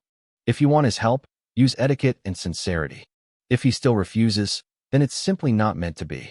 Send him back before evening. I beamed. This meant I still had a few hours. Meanwhile, Wu Zheng was ordered back to his estate to reflect in isolation for 3 days. Seeing his furious, trembling face made my day. Once everyone cleared out, I went to find the hostages. Looking at the scrawny, dried-up old man, I still had a hard time believing he was the legendary Master Juri. If Rian hadn't confirmed it, I'd think I grabbed the wrong guy. His granddaughter, Xiao Er, was a different story. She was bright-eyed and looked full of mischief. "Old man, my father is gone. You can relax and stay here," I said bluntly. The old man sat like a statue, ignoring me. I didn't have time for games. I reached out and grabbed his long goatee. "Hey, I'm talking to you." Rian gasped. This man wasn't just a master. He was her teacher. "Let go. Show him some respect," she hissed, leaning in to whisper. "If you provoke him, he can kill you with one finger." I nodded seriously. "I believe you, but I don't think he'll do it. Right, old man?" Suddenly, the girl, Xiao Er, burst out laughing. "Brother Wu Yuan, you're so funny. Why didn't I meet you sooner? I've never seen anyone treat my grandfather like this." I grinned at her. "You're not bad yourself. A real filial granddaughter." We both started laughing, feeling like kindred spirits. The old man, who had planned to give me the silent treatment, couldn't take it anymore. "Xiao Er, stop this nonsense. We're leaving right now." "No," Xiao Er pouted. "I'm not going. You go if you want." But I finally got out of the house. I knew she was a handful the moment she excitedly followed me earlier. She was my secret weapon to keep the old man here. "Xiao Er, since you called me brother, I'm going to spoil you. I'll give you something amazing later." "Really? I can't wait," she cheered. I turned back to the old man, who was fuming. Even the emperor called him master, but I was calling him old man, like he was a neighbor. He wanted to leave, but he couldn't leave his granddaughter behind. Finally, he sighed in defeat. "Fine. Prince Wu Yuan, what exactly do you want from me?" I leaned in with a greasy smile. "You're a grandmaster, right? Don't be stingy. Transfer your internal power to me. Make me an unstoppable expert so I can crush the Great Yu delegation. It'll be a huge credit to your name." Rian put her face in her hands. The old man's beard practically vibrated with rage. "What internal power? I have no idea what you're talking about." "You don't." I was genuinely worried now. Had I watched too many movies? If there's no internal power, how is Rian stronger than most men? How can you shatter rocks? "That is Qi," the old man, Rian, and Xiao Er all said at the same time. "What?" The old man turned his head away. "Let Rian explain it to you. I have nothing more to say." Rian tried to bolt, but I was faster. I caught her by the waist. I'd already figured out that was her weak spot. "Let's go talk in the bedroom," I said. Before she could protest, I swept her up into my arms and carried her off. Inside the room, Rian's face was beet red. She clutched her dress, glaring at me with eyes that could kill. She was furious that she'd let me take advantage of her, but for some reason, she couldn't bring herself to actually hurt me anymore. "What are you looking at?" she snapped, looking more adorable than threatening. "Try that again, and I'll turn you into a literal hostage." I just stared at her and smiled. I was starting to realize how lucky I was. This wife of mine was perfect from every angle. And the best part? Even when she was angry, she didn't actually want me dead. "If you don't have anything to say, I'm leaving," she muttered, clearly unable to handle the way I was looking at her. My intense gaze made Rian look away. She clearly wanted to escape the room, but I wasn't finished. I had to know about this mysterious power they mentioned. "That Qi you all were talking about, what exactly is it?" I asked, flashing a smile. I wasn't about to let this go. I didn't expect to become a grandmaster overnight, but I needed to understand the rules of this world. Rian knew I wouldn't stop prying. She didn't play hard to get this time. She took a breath and started explaining. "Qi is a fundamental concept in martial arts. Every living body hides a certain kind of energy, but it takes constant training and a specific kind of talent to unlock it." She described it as the source of a warrior's strength. If you channel Qi into your palm when you punch, the the force increases several times over. The power depends entirely on the quality of the chi inside you. It worked for everything, throwing hidden blades, swinging swords, or even just moving faster. I nodded along. It wasn't hard to grasp. It sounded a lot like the internal energy from the old wuxia movies I used to watch. Then, I asked the question I cared about most. Can this chi be transferred to someone else? Rian looked at me like I was an idiot. What kind of daydream are you having? If that were possible, why would anyone bother training hard from childhood? Everyone would just wait for a master to hand over their power and call it a day. Seeing her disdainful look, my heart sank. All that excitement for nothing. What kind of garbage system is this? It's completely unscientific, I complained. Rian had no idea what unscientific meant, but she could tell I was annoyed. I got out of bed, shaking my head and muttering to myself. Without chi, I'd never be a top-tier fighter. Going into a martial contest against great, you would be suicide. I couldn't just rely on petty tricks like I did with Wu Zhang. This was a national-level struggle involving the Tianli Kingdom.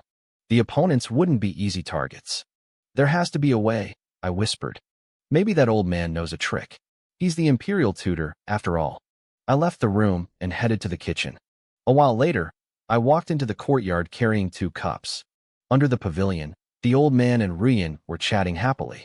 The young girl, Xiao Er, was bored, fiddling with some strange gadgets. Rian, I was looking for you, I said as I approached. Rian looked up. I was looking for you too. Well, Xiao Er was. Where did you go? Before I could answer, Xiao Er jumped up. Liar. Big fat liar. She looked adorable when she was angry. I couldn't help myself. I reached out and pinched her cheek. It was soft, like fresh tofu. I wanted to do it again, but she snapped. Liar. You said you had a gift for me. I'm never believing you again. The old man finally saw his chance to take me down a peg. I told you not to listen to his sweet talk, he said smugly. Now, will you come back with me? Xiao Er's big, misty eyes filled with tears, but she stubbornly held them back. Fine. Let's go. Right now. The old man was overjoyed. He didn't want to stay here another second. Good girl. Let's go. He started walking toward the gate, but after a few steps, he realized Xiao Er hadn't moved. He turned around and saw her holding a cup, sniffing it with a look of pure intoxication. This is the gift I prepared for you, I said. It's called pearl milk tea. I handed the other cup to Rian. Rian froze. This was the first time I'd ever given her a gift. The fragrance was unlike anything she'd ever smelled. She looked at me, confused, and I gave her a quick wink. Yours has more pearls than hers, I whispered. Pearls. That's so expensive, Rian murmured. She moved her spoon and found small, translucent, bouncy black spheres. They looked like pearls, but the texture was all wrong. Can you actually eat these? Before she could finish the sentence, Xiao Er let out a loud gasp. These pearls are amazing. Rian was stunned. She knew Xiao Er was a wild, eccentric girl, so she decided to take a leap of faith. She took a spoonful. It was sweet, fragrant, and smooth. It had the bitterness of tea, the richness of milk, and the chewy texture of the pearls. It was a flavor explosion. She fell in love with it instantly. I watched them both looking blissfully happy and smirked. Pearl milk tea was simple to make, but effective. It didn't matter what era you were in, women couldn't resist this stuff. Brother Wu Yuan, where did this come from? I want more. Xiao Er was completely won over. I invented it myself, I said, leaning into the moment. Only I know the recipe. But like I said, if you call me brother, I'll spoil you. I'll make you more tomorrow. You made this yourself? Really? Xiao Er was wide-eyed. Even Rian looked at me with disbelief. Absurd, the old man suddenly barked. A gentleman stays away from the kitchen. You are the eldest prince. How can you degrade yourself with such lowly work? Rian and Xiao Er both stiffened. They had been raised with these traditional ideas. To them, a man of high status entering a kitchen was indeed seen as beneath his dignity. So, stepping into a kitchen makes me less of a gentleman? I challenged. I don't care about being a gentleman. I believe a real man does what needs to be done. Cooking for my cute sister and my beautiful wife isn't shameful. It's an honor. Both Rian and Xiao Er felt a slight tremor in their hearts. They had never heard anyone speak like that. It hit them right in the soul. But I wasn't done yet. I turned to the old man. Hey, old man. Come here. I've got a few things to say to you. He looked at me, confused. I stared him right in the eye. Listen closely. In my world, men and women are equals. Women aren't just tools for bearing children. My great Wu should be a land that embraces everyone. This talk about women being inferior to men is pure garbage. If you give them the chance, they can do many things better than men. The shock in the courtyard was palpable. The old man's beard practically flew up in rage. Ridiculous. The empire was won by men. Without men, women wouldn't have a stable life. I let out a cold laugh. Without women, men would have starved to death long ago. As for the empire, maybe men have a natural advantage in raw strength, but look at my Rian. She could take down 10 of your best generals alone. Is she inferior? The old man was speechless. He didn't dare insult Rian's skill, but he was turning red from the frustration of the argument. He opened his mouth to shout back, but Xiao Er cut him off. Enough, Grandpa, she snapped. Since you love men so much, don't come looking for me anymore. Go back by yourself. The old man froze. He realized too late that it wasn't just Xiao Er who was upset. Even Rian, who was always respectful, was looking at him with cold indifference. Even the 8 palace maids nearby were rolling their eyes at him. The great imperial tutor took a stumbling step back. He was being despised by everyone. He realized that Xiao Er was all he had left in this world. Xiao Er, Grandpa was wrong. He stammered, looking desperate. I didn't mean I looked down on women. Really? Xiao Er turned her head away. Yes, you did. I'm not talking to you. The old man looked like he was about to cry. Realizing he couldn't fix this on his own, he turned to me with a pleading look. Inside, I was laughing my head off. I finally had him right where I wanted him. The old man finally saw the writing on the wall. He looked defeated, realizing that Xiao Er really didn't believe him. I leaned down toward her, my voice dropping to a conspiratorial whisper. Don't listen to him, Xiao Er. Tonight, I'll make you something delicious. Her eyes lit up instantly. Something delicious? Can I have more pearl milk tea? I shook my head, smiling. Not tonight. That milk tea is hard to make.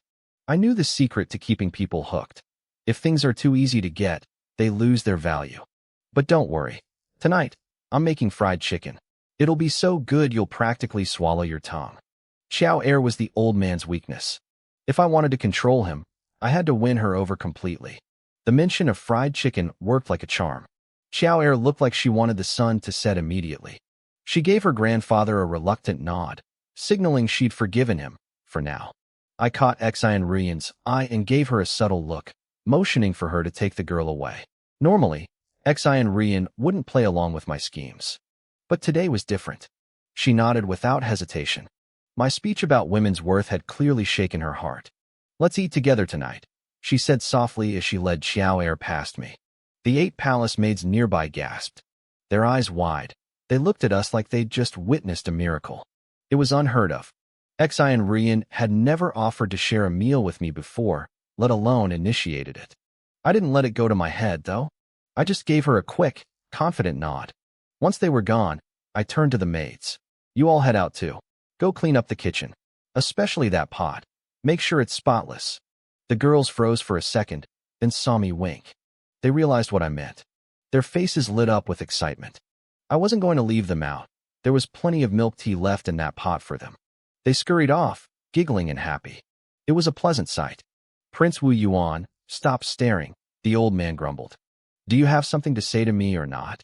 I pulled my gaze back and poured him a cup of regular tea. He glanced longingly at the empty cup Xiao Er had used for her milk tea and let out a huff. I ignored him. If he wanted the good stuff, he had to earn it. Old man, I just saved your skin, I said. Why the long face? Humph. If it wasn't for your nonsense theories, Xiao Er wouldn't be mad at me in the first place. Don't blame me for the truth, I countered. The fact that they're angry proves you're wrong. But I'm not here to argue politics.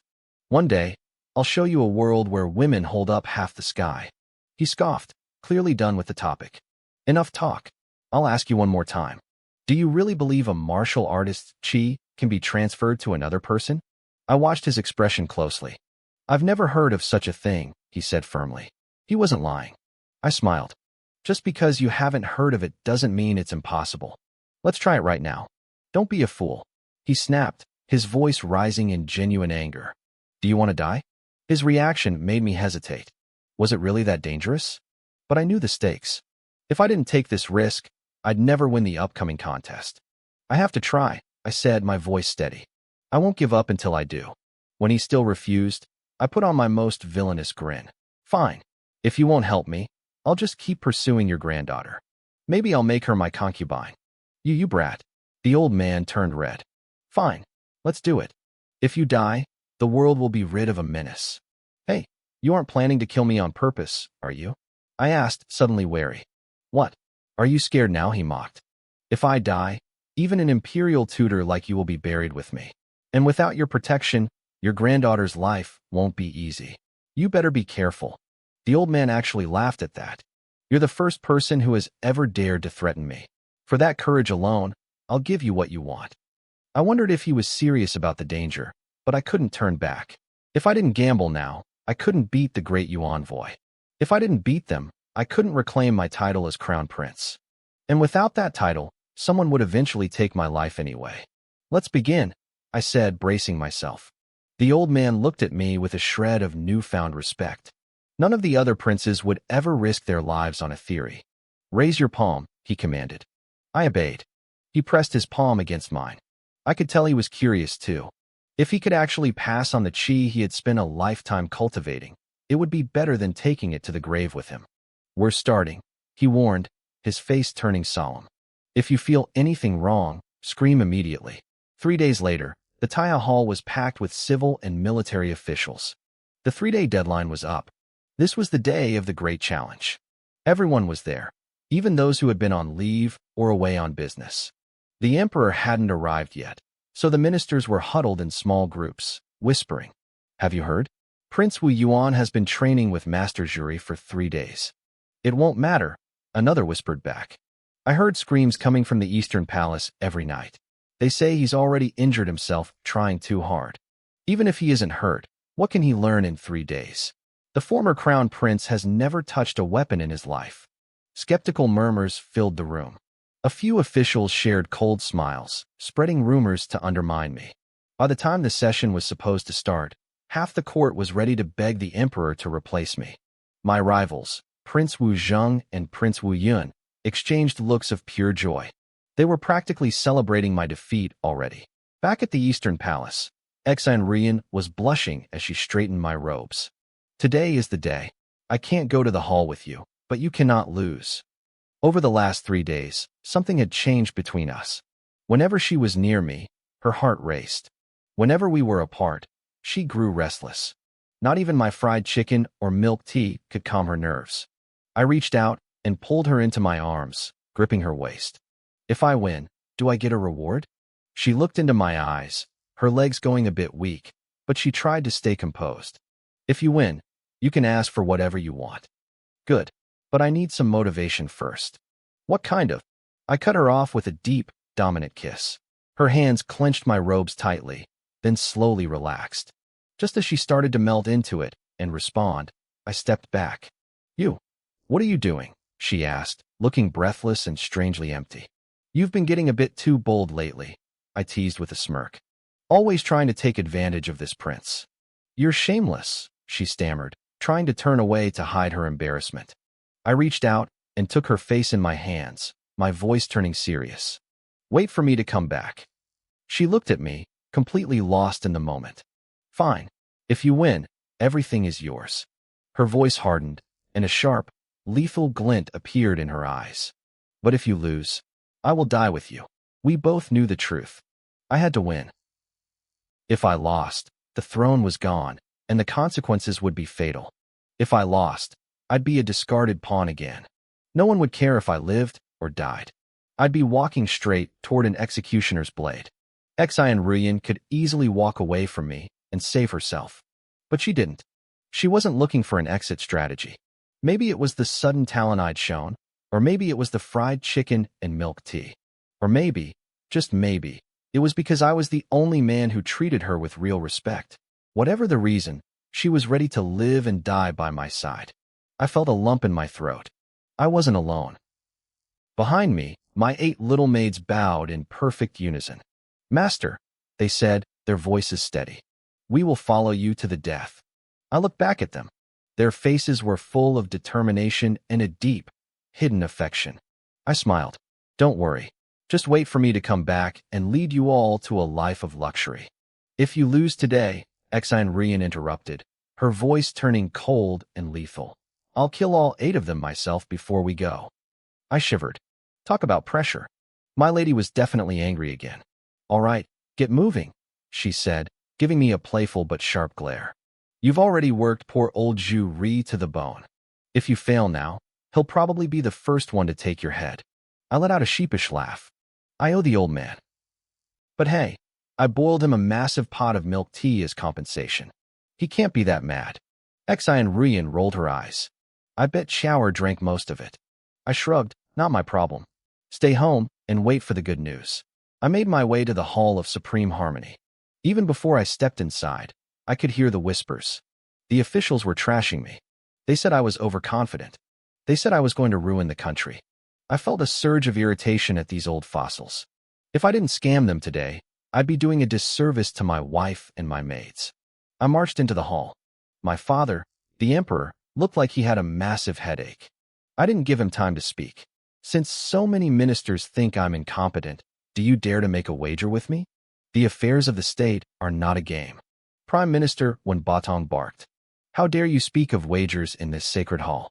A chorus of agreement broke out. The buzzing of their voices was driving me crazy. I didn't argue. I simply pulled out the Qilin folding fan, the symbol of the emperor's own authority. The room went dead silent. Prince Wu Zheng's face turned purple. He had just finished 3 days of solitary confinement because of that fan. He caught Wen Batong's eye and gave him a sharp nod. He couldn't speak up himself, but he had his puppets. Your Majesty, Wen Batong cried out, acting outraged. The eldest prince is arrogant. He uses your Qilin fan to bully the court. If this continues, it will lead to disaster. The emperor looked at me, clearly annoyed. I was holding the fan right in front of him. Father, I said before he could scold me, I am willing to trade this Qilin fan for one imperial decree. The emperor paused. He wanted that fan back. He knew I was wild. I'd practically kidnapped the imperial tutor, after all. If he could get the fan back legitimately, it was a win for him. Tell me, he said. I smirked. I was about to make them cry. I asked for a decree allowing me to bet against every minister who opposes me. If I win, every one of them forfeits a year's salary to the national treasury for disaster relief. If I lose, I will renounce my title and become a commoner. The hall exploded. They thought I was insane. I was backed into a corner, and instead of begging, I was doubling down. Some ministers started to look nervous. My confidence was unsettling, but most of them sneered. They knew the trash prince better than anyone. There was no way I could win. Your Honor, don't be impulsive, the emperor warned. My mind is made up, father. Please, grant it. Inside, I was laughing. I was going to bankrupt these fools. The emperor looked at the crowd. He saw I wasn't backing down. What do you all think? The ministers hesitated, but when Batong stepped forward with a fake smile. Since the prince is so determined, I will wager a year's salary just to cheer him on. What a hypocrite.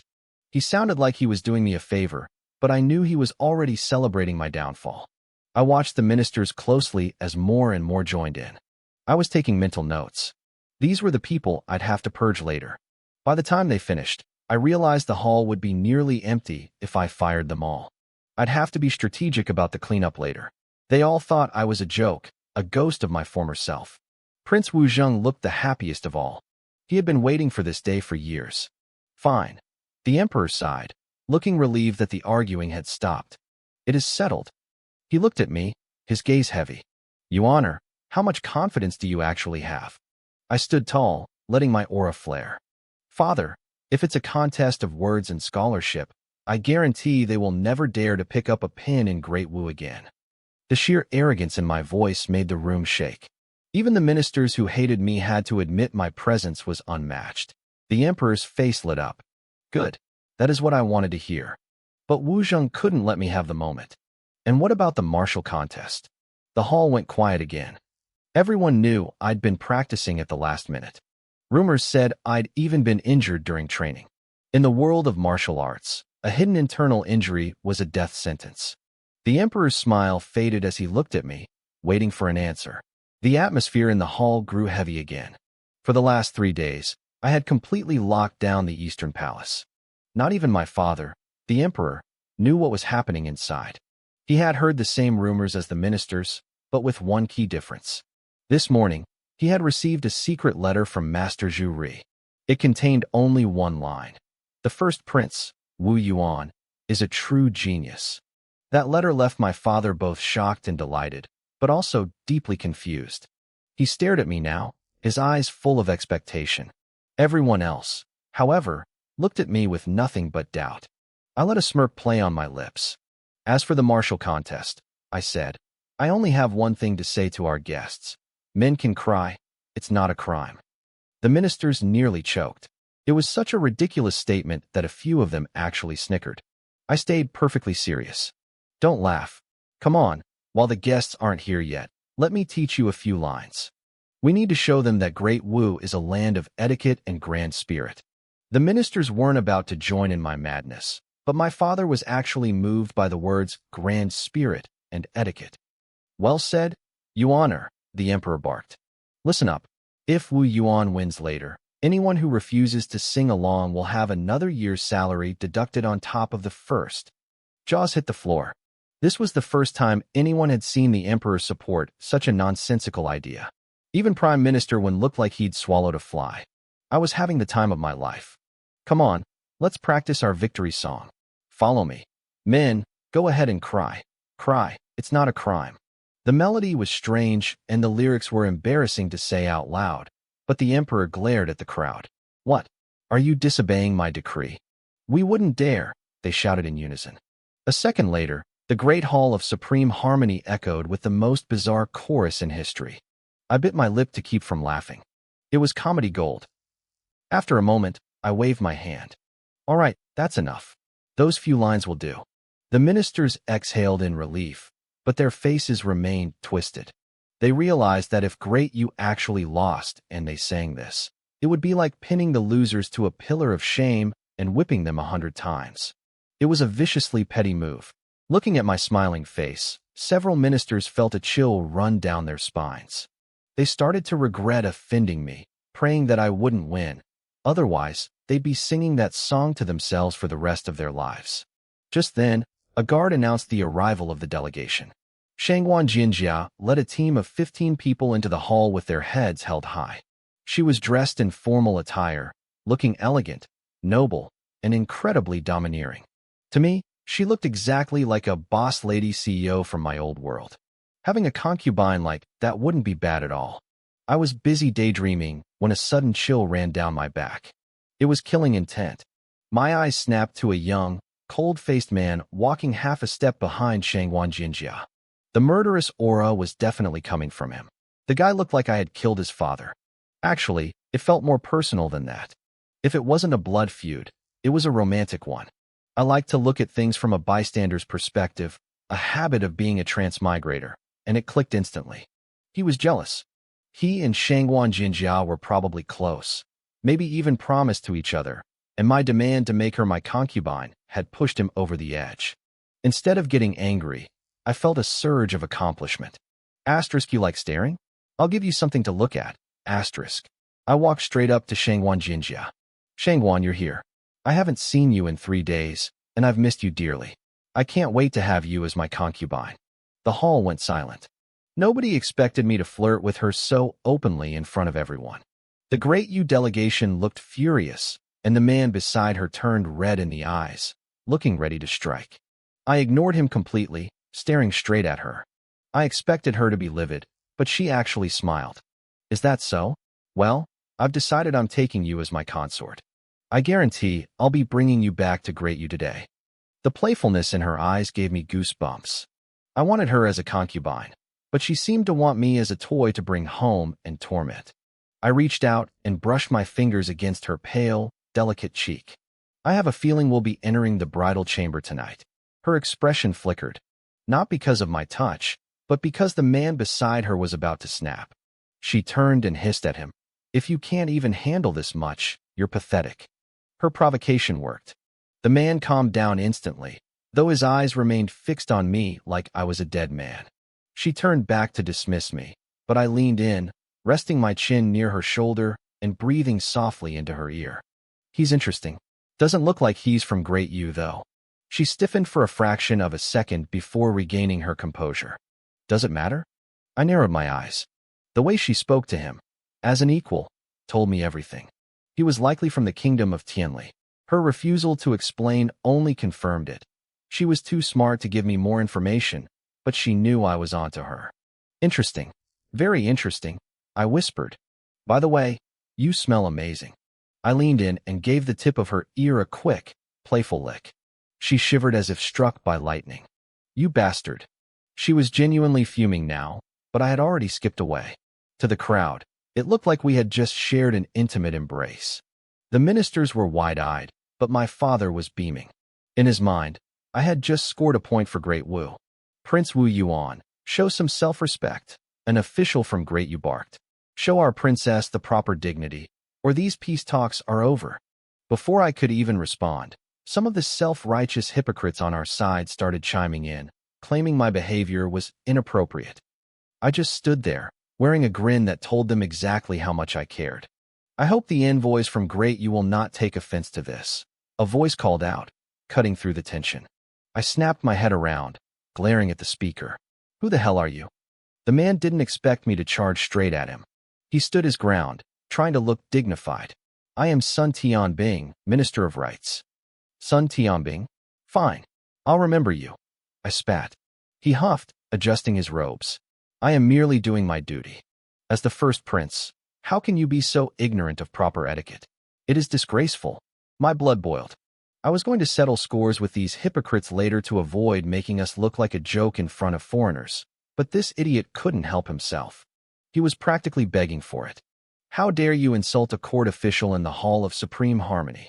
Sun Tianbing barked, his face flushing with rage. To hell with your etiquette. I stepped closer, my voice echoing. Great Wu is looked down upon precisely because of people like you. What do you think this Great Yu delegation is here for? They're here to bully us. They're standing over your head ready to piss on you. And you're standing there like a complete moron, mouth wide open, smiling as you catch it. A wave of stifled laughter broke out. Even the Great Yu envoys couldn't hide their smirks. It was a crude analogy, but it was accurate. Sun Tianbing's face went from red to purple. He pointed a shaking finger at me. He stuttered for a long time, unable to find a single comeback. Finally, my father, the emperor, had seen enough. Silence, he roared. Sun Tianbing, after today, you are relieved of your duties. Go home and reflect on your life. Sun Tianbing froze. He never expected this. He looked instinctively toward Prime Minister Wen for help, but the old fox wouldn't even meet his eyes. Your Majesty, I was wrong. The emperor waved a hand dismissively, and guards immediately dragged the screaming minister out.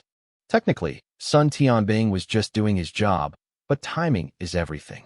After I framed his words as borderline treasonous in plain language, nobody was brave enough to plead for him. It was clear to everyone now, my father was backing me. The winds in Great Wu were shifting. Shangguan Jinzhao watched the drama with a mocking smile. Your officials are quite interesting, Prince Wu Yuan. And based on your words, it seems you aren't very interested in continuing these peace talks. If that's the case, as our officials said, perhaps there's no point in staying. The ministers turned pale. My father's expression tightened. They were terrified of the talks collapsing, but I wasn't going to let her play me. Then go, I said, shrugging. You act like you actually came here with sincerity. If you were sincere, you wouldn't have come back for a rematch after losing at the Palace of Mental Cultivation. If you want to leave, get out. Stop wasting our time. The Great Yu delegation was stunned. I had called their bluff. The man standing next to Shangguan Jinzhao panicked, tugging at her sleeve. She looked annoyed. She knew she couldn't actually leave. Great Yu needed this, but she was frustrated that her own people were showing weakness first. She forced a thin, fake smile. If I truly left, that would be a lack of sincerity on my part. The tension in the room snapped like a tight string. My father let out a breath he'd been holding, his eyelids twitching from the stress. Seeing me firmly in control, he regained his composure. Good, the emperor said. The peace talks are urgent. Yuan, begin your contest with Princess Shangguan. Fine, she said, stepping forward. We shall start with a literary duel. I cleaned my ear with a finger, looking bored. Whatever poem you've brought, just bring it out. Let's get this over with. She let out a short, cold laugh. She had originally prepared several poems, but after hearing that I had composed 7 or 8 masterpieces in a single night, she had scrapped that plan. To her, I was a freak of nature. We aren't writing poetry today, she said, looking quite pleased with herself. My heart sank a little. No poetry? That was bad. My head was a library of thousands of Tang and Song Dynasty classics. If she changed the game to something obscure, I might actually be in trouble. Under the curious gaze of the court, Shangguan Jinjia turned and bowed deeply toward the middle of her delegation. We shall trouble you, Master Su, she said respectfully. An elderly man with an extraordinary aura stepped forward. The moment he appeared, a gasp went up from the Great Wu's side. My God, is that Su Sun, the sage of calligraphy? The legendary master is still alive? This is a blessing for scholars everywhere. The whispers turned into a roar of admiration. Even my father looked shocked. I realized then that we were looking at a living legend. A calligraphy master. This was going to be a problem. Shangguan Jinjia beamed at the reaction. She had gone to great lengths to recruit this man. Su Sun looked kind, his face much softer than our own imperial tutor, Zhu Ri. Greetings, Emperor of Great Wu, Su Sun said, bowing. My father couldn't be rude to a man of his stature, even if his presence was a disaster for us. Master, there is no need for such ceremony. I am surprised you would travel so far at your age. Su Sun smiled, ignoring the hidden jab in my father's words. I simply wish to find an opponent who could truly impress me before I pass on. Then I could die in peace. My father's face soured. The ministers looked defeated. How could anyone compete with the sage of calligraphy? But then, I let out a loud, mocking laugh that cut through the reverence. I thought we were getting a dignified old man. Turns out he's just another hypocrite. Looking for an opponent? You think you're some invincible hero from a legend. Every eye in the hall fixed on me. I was standing there, casually picking my nose. Even my own people wanted to slap me. To insult a master that even the emperor treated with respect was unthinkable. The hall erupted. How dare you? Do you even know who he is? Apologize. You must apologize to the master. The insults flew at me from every direction. There were so many people screaming that I couldn't even tell who was saying what. Shangguan Jinjia looked delighted. She was finally seeing me get torn down. Silence, Chief Eunuch Su shouted. His high-pitched voice did the trick instantly. I looked at him and grinned. You know, Eunuch Su, you both have the same last name, but your voice is much more pleasant to listen to. I had just compared a world-renowned sage of calligraphy to a palace eunuch. It was the ultimate insult. Eunuch Su looked like he'd just won the lottery, beaming at me.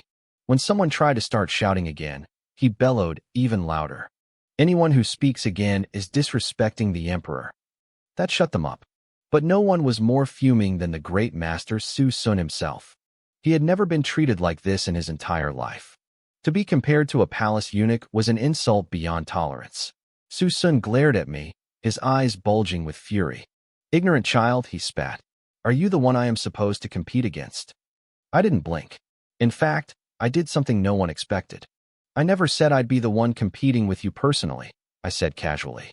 The Great Wu officials immediately shot me looks of pure disdain. Just moments ago, I was boldly making bets with them, and now I was backing down? I was cowering. But honestly, I couldn't blame them for thinking that. Competing against Su Sun was a guaranteed loss. No one knew how good my calligraphy was, but they assumed it was trash. It made sense that I'd try to dodge the fight. My father, the emperor, shook his head and sighed. He didn't even know what to say anymore. As for my brother, Wu Zheng, and the other princes, they were just leaning back, waiting to watch me become a laughingstock. Shangguan Jinjia knew that Su Sun wasn't good at verbal sparring, so she stepped in for him. What's this? Is our brilliant Prince Wu Yuan actually afraid? Not at all, I replied with a smirk. I just don't think this little old man is worthy of being my opponent yet. If he wants to challenge me, he has to beat our prime minister first. I hadn't forgotten how that old prime minister had been running his mouth earlier. I wanted to see him squirm. Over at his seat, the prime minister looked like he'd just swallowed a fly. He knew his calligraphy was decent, but he was no match for a sage. He started opening his mouth to make an excuse, to find any way out of it. But my father spoke first. Prime Minister, go ahead and give it a try. It wasn't that the emperor wanted to help me bully the old man. It was just that, in terms of calligraphy, the prime minister was the only one in our court who even stood a chance of putting up a fight. The prime minister's face turned black, but he had to bite the bullet and accept. I was loving this. I wasn't in a hurry to crush Su Sun myself. I wanted to let the bullet fly for a bit. I wanted the prime minister to realize exactly what happened when you picked the wrong side. As the prime minister walked forward, the surrounding officials started showering him with flattery. He actually seemed to enjoy it. For a moment, he was the protagonist of the hall.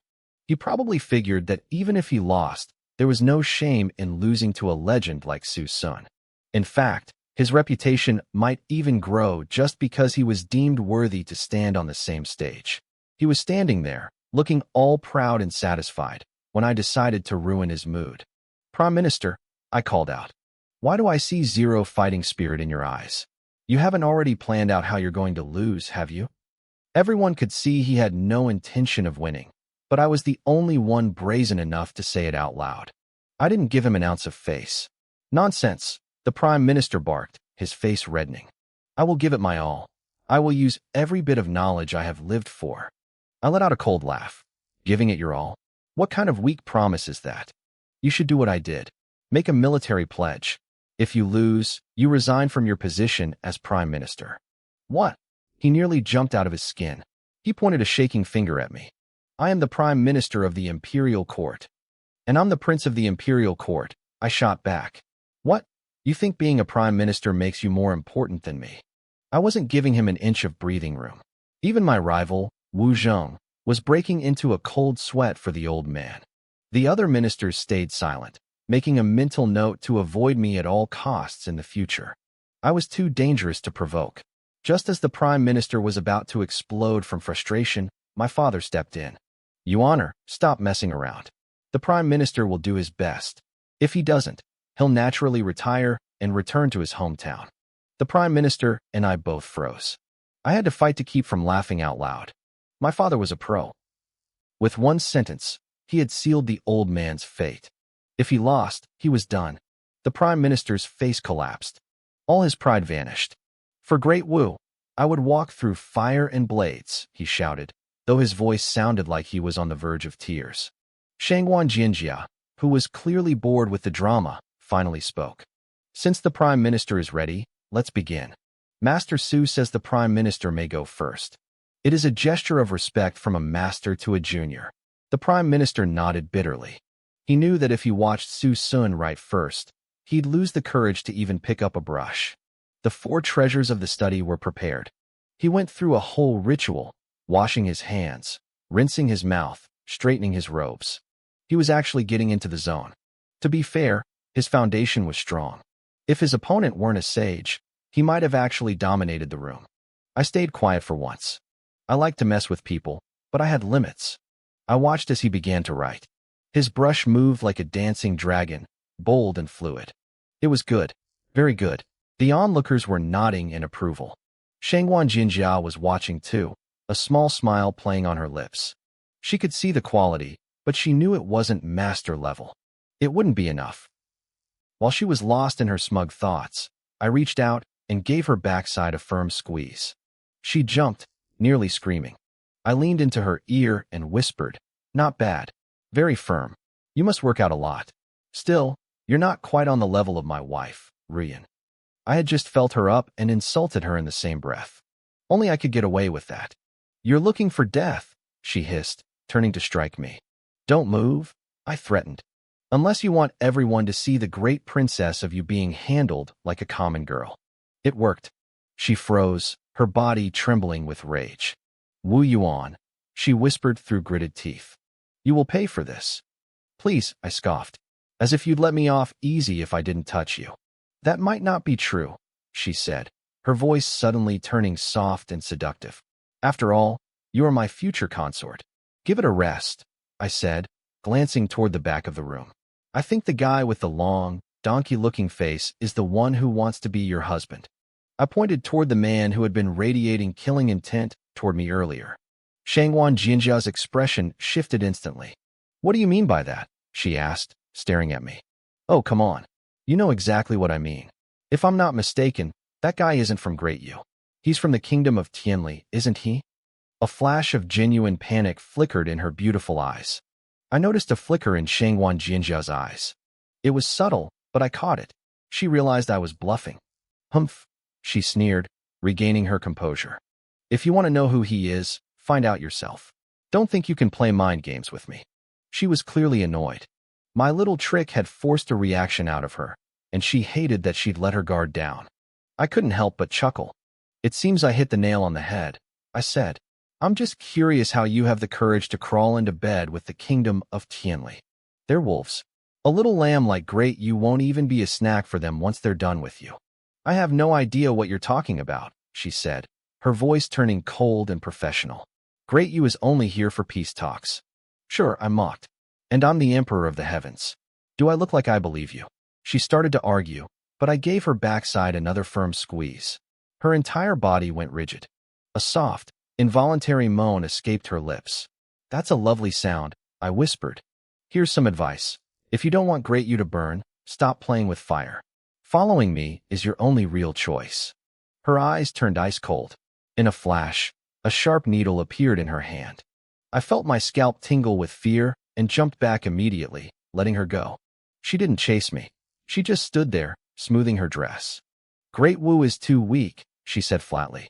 There is no longer a reason for your nation to exist. My smile faded. Her words were heavy. I had been trying to gauge the depth of the alliance between Great Yu and Tianli, but the answer I got was grim.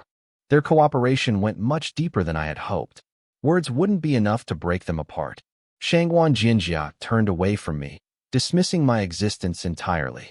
At the same time, Prime Minister Wen finished his calligraphy. He had written over 100 characters, the classic of filial piety. The court officials gathered around, murmuring in awe. The brushwork was elegant, balancing strength and grace.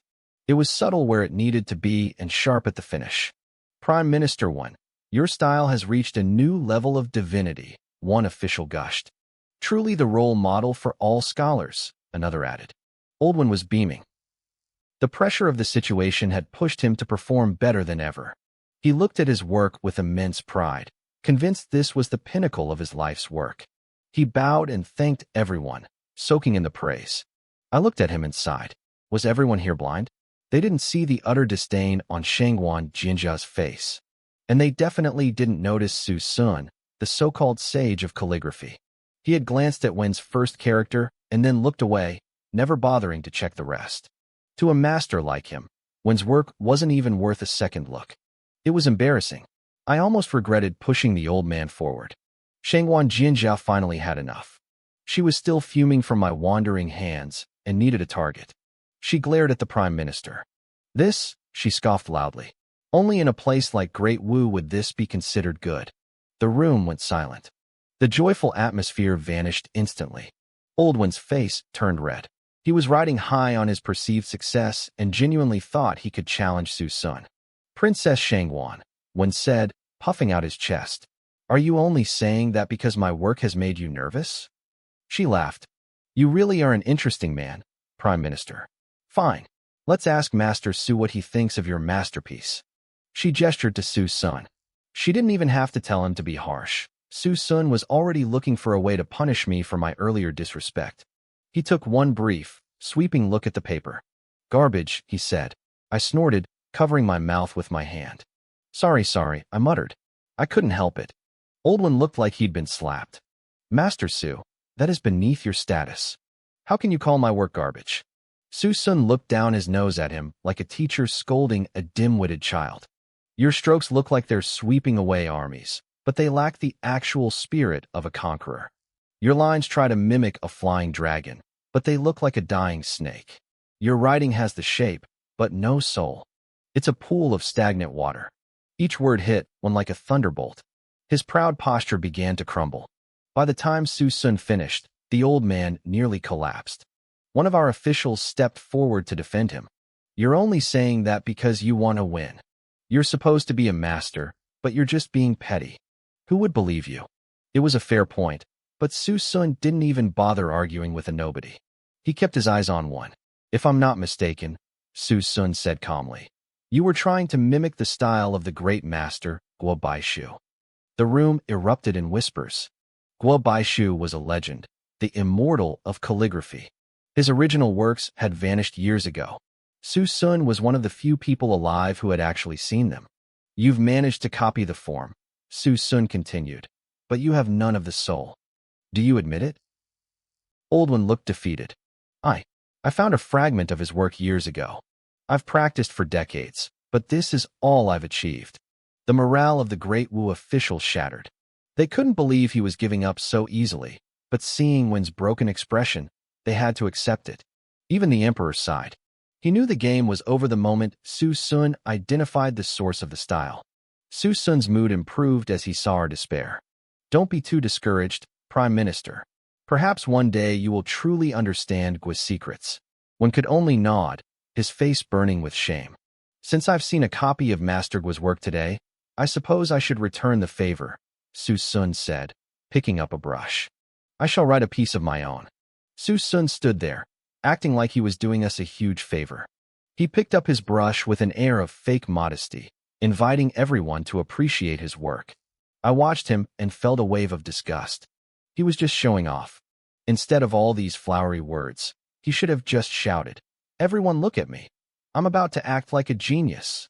I couldn't help it. I rolled my eyes at him hard. My Prime Minister, one, might have his faults, but he was my official to bully, not this old man's. Who did Su Sun think he was?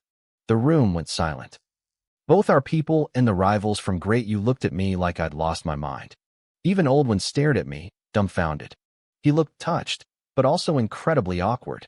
It was a strange moment, but it broke the tension. Well said. My father, the Emperor, was the first to react. He looked thrilled. He loved that I was standing up to them. In his eyes, we could fight behind closed doors all we want, but when an enemy showed up, we had to bite back. For a second, he looked at me like he was seeing his younger self. My brother, Wu Zheng, didn't share the sentiment. He looked like he wanted to murder me. He never realized our father liked this kind of rebellious streak. Su Sun, on the other hand, looked like he'd been slapped in public. He was a master, a legend, and here I was treating him like a nuisance. He turned to Princess Shangguan Jinjia, his face red with anger. Princess, I will not hold back. I will show Great Wu what it means to be untouchable. Shangguan Jinjia frowned. She wanted to win, but she didn't want Great Wu to be humiliated too badly for her own reasons. She looked at me, her voice cold but warning. If I were you, I would apologize to Master Su immediately. Otherwise, you'll regret this. I didn't give a damn about her warning. Why? You sound worried. Are you falling for me? I hate indecisive women. Don't worry, I'll train that out of you later. She looked like she was going to cough up blood. She turned to Su Sun, her eyes flashing with irritation. Master Su, don't hold back. Give them a lesson they'll never forget. Su Sun nodded, satisfied. I just wagged a finger at the princess. Naughty girl. So playful. The court officials were stunned by my boldness, but for the first time, they felt a sense of relief. Great Yu had been too arrogant. They brought a literal saint of calligraphy just to bully our prime minister. Seeing me talk back to them felt good. I didn't even realize my flirting was actually boosting national morale. Shangguan Jinjia's face turned bright red. Just wait. Let's see if you can still laugh in a moment. I shrugged and watched Su Sun begin to write. Since the old man is starting, I'll stop teasing you. I don't want you making excuses when you lose. She actually laughed at that. How could the saint of calligraphy lose? Especially since one had already admitted defeat. She stayed quiet, letting the room fall into a heavy silence as Su Sun moved his brush. His movements were fluid and powerful. Every stroke was perfect, full of strength and soul. Even Old One, watching from the side, sighed in defeat. A grain of rice cannot compete with the brilliance of the moon, he whispered. His friends didn't even know how to comfort him. The gap in skill was just too obvious. I curled my lip, unimpressed. Shangguan Jinjia caught my expression. While everyone was mesmerized by the calligraphy, she leaned in close. What? Are you still not convinced, Prince Wu Yuan? I saw an opportunity and took it. Before she could react, I reached out and pulled her close, my arm firmly around her waist. She gasped, shocked that I'd dare touch her in the middle of the imperial hall. You really think I won't kill you? She hissed, a sharp hidden spike appearing in her hand. I didn't move. I didn't even flinch. Stop trying to scare me. I was careless before, but I figured it out. Even if you want to stab me, your little boyfriend over there won't let you. I pointed toward the crowd. That cold-eyed man from her delegation was staring at us, his gaze filled with murderous intent. He looked like he wanted to sprint across the room and tear me apart, yet he didn't move an inch. Shangguan Jinjiao looked at him, and for a split second, I saw disappointment in her eyes. Look at him, I whispered in her ear. This is the man you chose? His woman is being held by another man, and he just stands there staring? Does he think he can kill me with his eyes? Her face darkened. I could tell she was frustrated with the man's hesitation, even if it was for the sake of their mission. She took a deep breath and hid her weapon. Wu Yuan, no matter what you're planning, you won't win today, she said, her voice dropping to a low, meaningful tone. And Great Wu is going to lose much more than just a competition. I looked at her, surprised by the weight of her words. She smiled, a bit of genuine amusement crossing her face. You know, you're not entirely hateful. Aside from being foul-mouthed and lewd, you don't have many virtues. But I suppose I admire your spirit. I'll take that as a compliment, I said, leaning in. Does this mean you're starting to like me? You don't have the right to be liked by me yet, she said softly. Because in a little while, you might die at his hands. She glanced toward the cold-eyed man. My eyebrows shot up. So, he's planning to kill me during the martial arts contest? She gave me a vague, playful smile. Who knows? I didn't say anything. I laughed. Little girl, telling me this. Aren't you afraid I'll just run away? Or do you really love me and want me to stay safe? Her eyes turned icy again. Don't flatter yourself. I just want to give him a reason to teach you a lesson. Now, take your hand off me. I smiled and let go, watching her compose herself. So shy? It's fine. I'll enjoy training you later. She didn't say another word, but her silence spoke volumes. The real fight was only just beginning. I realized then that Shangguan Jinjiao wasn't invincible. There was a way to get to her. I just had to find the right opening. By the way, I said, trying to sound casual, what's the name of that useless coward following you around? I didn't expect her to actually answer. I was just testing the waters. Tian Ba, she replied. I grinned. Tian Ba? That's a pretty bold name for someone who looks like he'd crumble in a stiff breeze. He's lucky the name hasn't killed him yet. Honestly, he looks more like a Wang Ba, a turtle. Shangguan Jinjiao looked at me with a strange, unreadable expression. Is that all you have to say after hearing that name? What else is there? I asked. I was genuinely confused. I didn't get what she was hinting at. Never mind, she said, her voice dropping into something more serious. Now, I'm actually looking forward to your fight with him. If you've got the guts, show me if you really have the talent to create a miracle. She left me with those cryptic words. As soon as she was out of earshot, I started looking for someone to ask about this Tian Ba. Based on her reaction, the guy wasn't some nobody. The name sounded familiar, but my memories were a mess. The previous owner of this body spent all his time chasing skirts and ignoring the world. I had no useful intel. I scanned the room, but I couldn't find a single person I could trust to talk to. I certainly couldn't go up to the emperor and ask him. Forget it, I muttered to myself. He's just a turtle hiding in his shell. How much trouble could he really cause? I shrugged it off and walked back toward the center of the hall. The atmosphere had changed. Su Sun had finished his calligraphy. Unlike when the Prime Minister finished his piece, the room was eerily silent. A massive crowd had gathered, but no one spoke. They looked like they were in a trance, mesmerized by the powerful strokes on the paper. I rolled my eyes. Seriously? It's just a few words. Is all this drama necessary? I whispered it to myself, but in that dead silent hall, my voice carried like a boulder dropped into a still pond. The reaction was instant. The crowd turned on me, their glares sharp enough to kill. Outrageous. How dare you insult Master Su's work? Ignorant. This is pure sacrilege.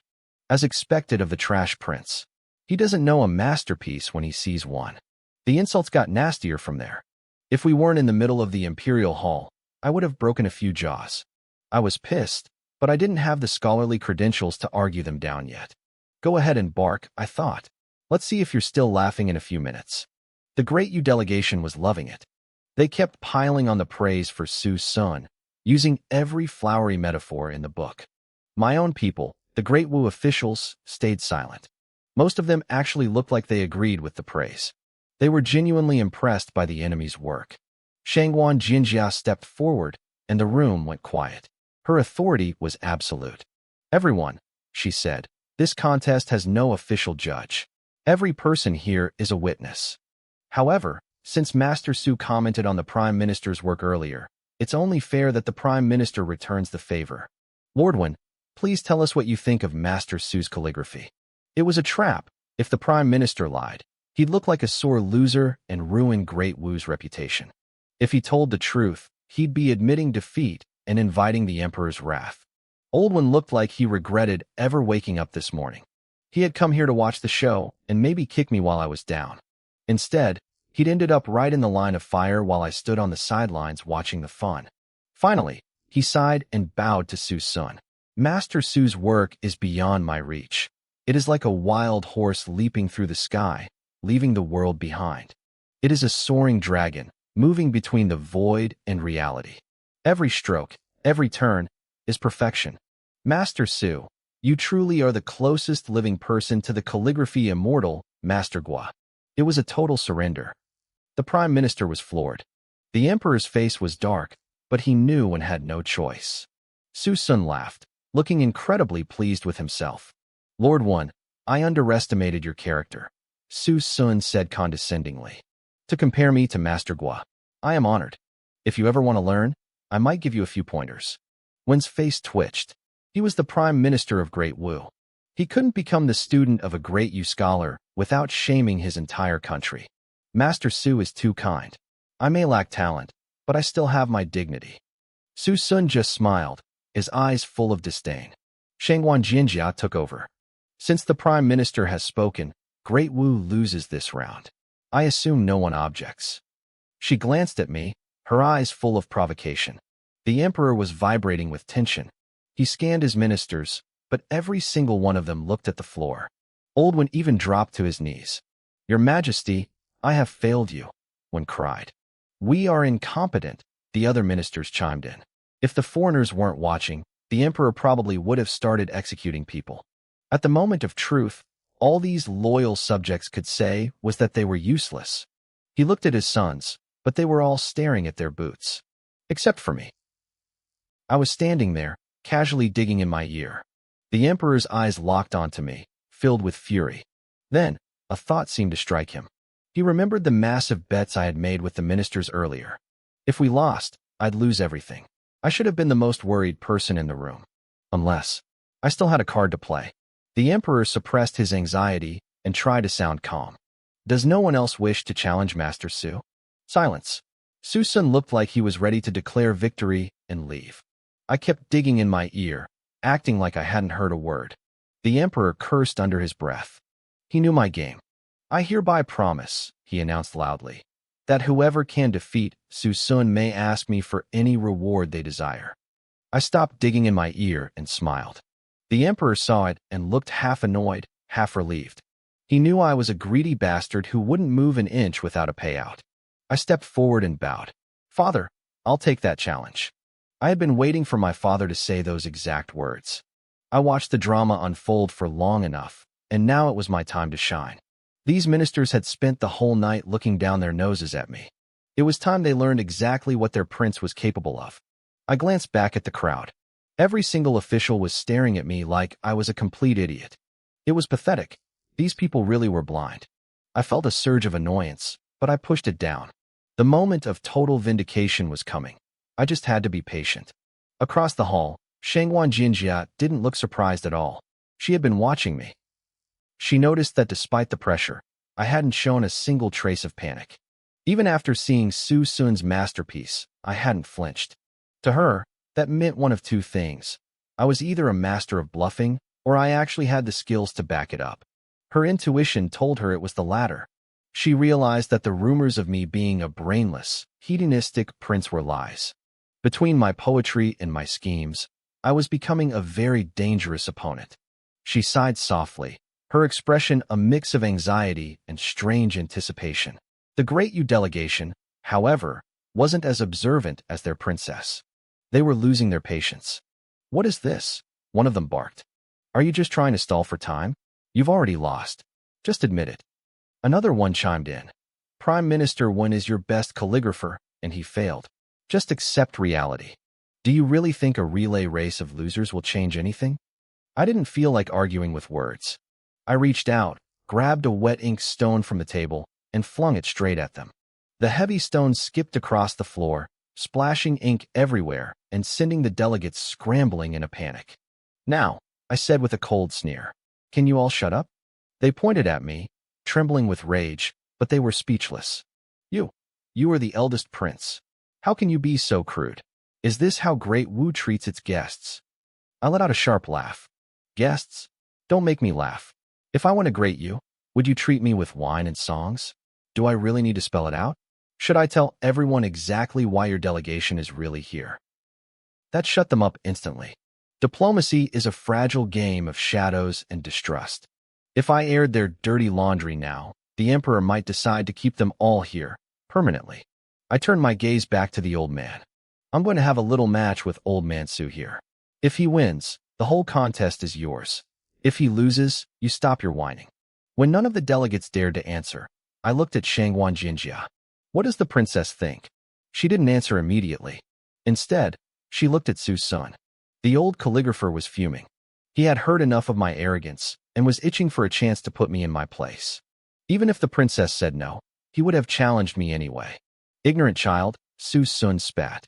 Today, I will teach you that there is always a mountain higher than the one you stand on. Shangwan Jinjia saw the fire in his eyes and knew he was going all out. She was curious. Prime Minister Wen was already defeated. Where was I going to find someone, or some skill, to beat a master who was truly trying? This old fossil really thinks he's something special, I muttered to myself. Fine. Today, I'm giving him a lesson he won't forget. The Great Wu officials were all shaking their heads. They thought I was just throwing a tantrum to save face, and that in the end, I'd lose both the match and my reputation. But since the emperor hadn't stopped me, they stayed quiet. Fine, the emperor said, his voice laced with exhaustion. Since both sides agree, let the contest continue. Su Sun stepped forward immediately. I'll go first. He didn't even care who I was bringing out. He just wanted to crush my spirit. Shangwan Jinjia tried to intervene. Master Su, you can use your previous work. There is no need to exhaust yourself. No, Su Sun snapped. I won't have anyone saying I bullied a junior. I have a new piece in mind. A war song for the boy. He picked up his brush, and the atmosphere in the room shifted. This time, it was different.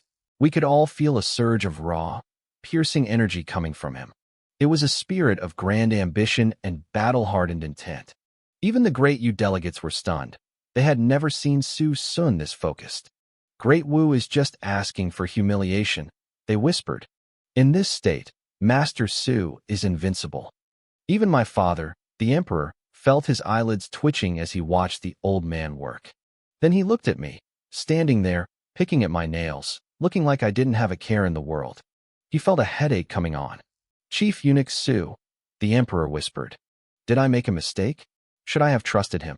He was spiraling into self-doubt. Looking back, he couldn't understand why he had let me take the lead against a titan like Su's son. Eunuch Su gave a wry smile. Your Majesty, you've never been one to give up. At this point, we have to believe the prince can pull off a miracle. After all, who expected him to shock the world back at the palace the other day? The emperor sighed. True, but the more I look at him, the more my head hurts. He wanted to grab me by the collar and shake some sense into me. I didn't know what they were saying, of course. I just looked up, caught my father's eye, and gave him a bright, confident grin.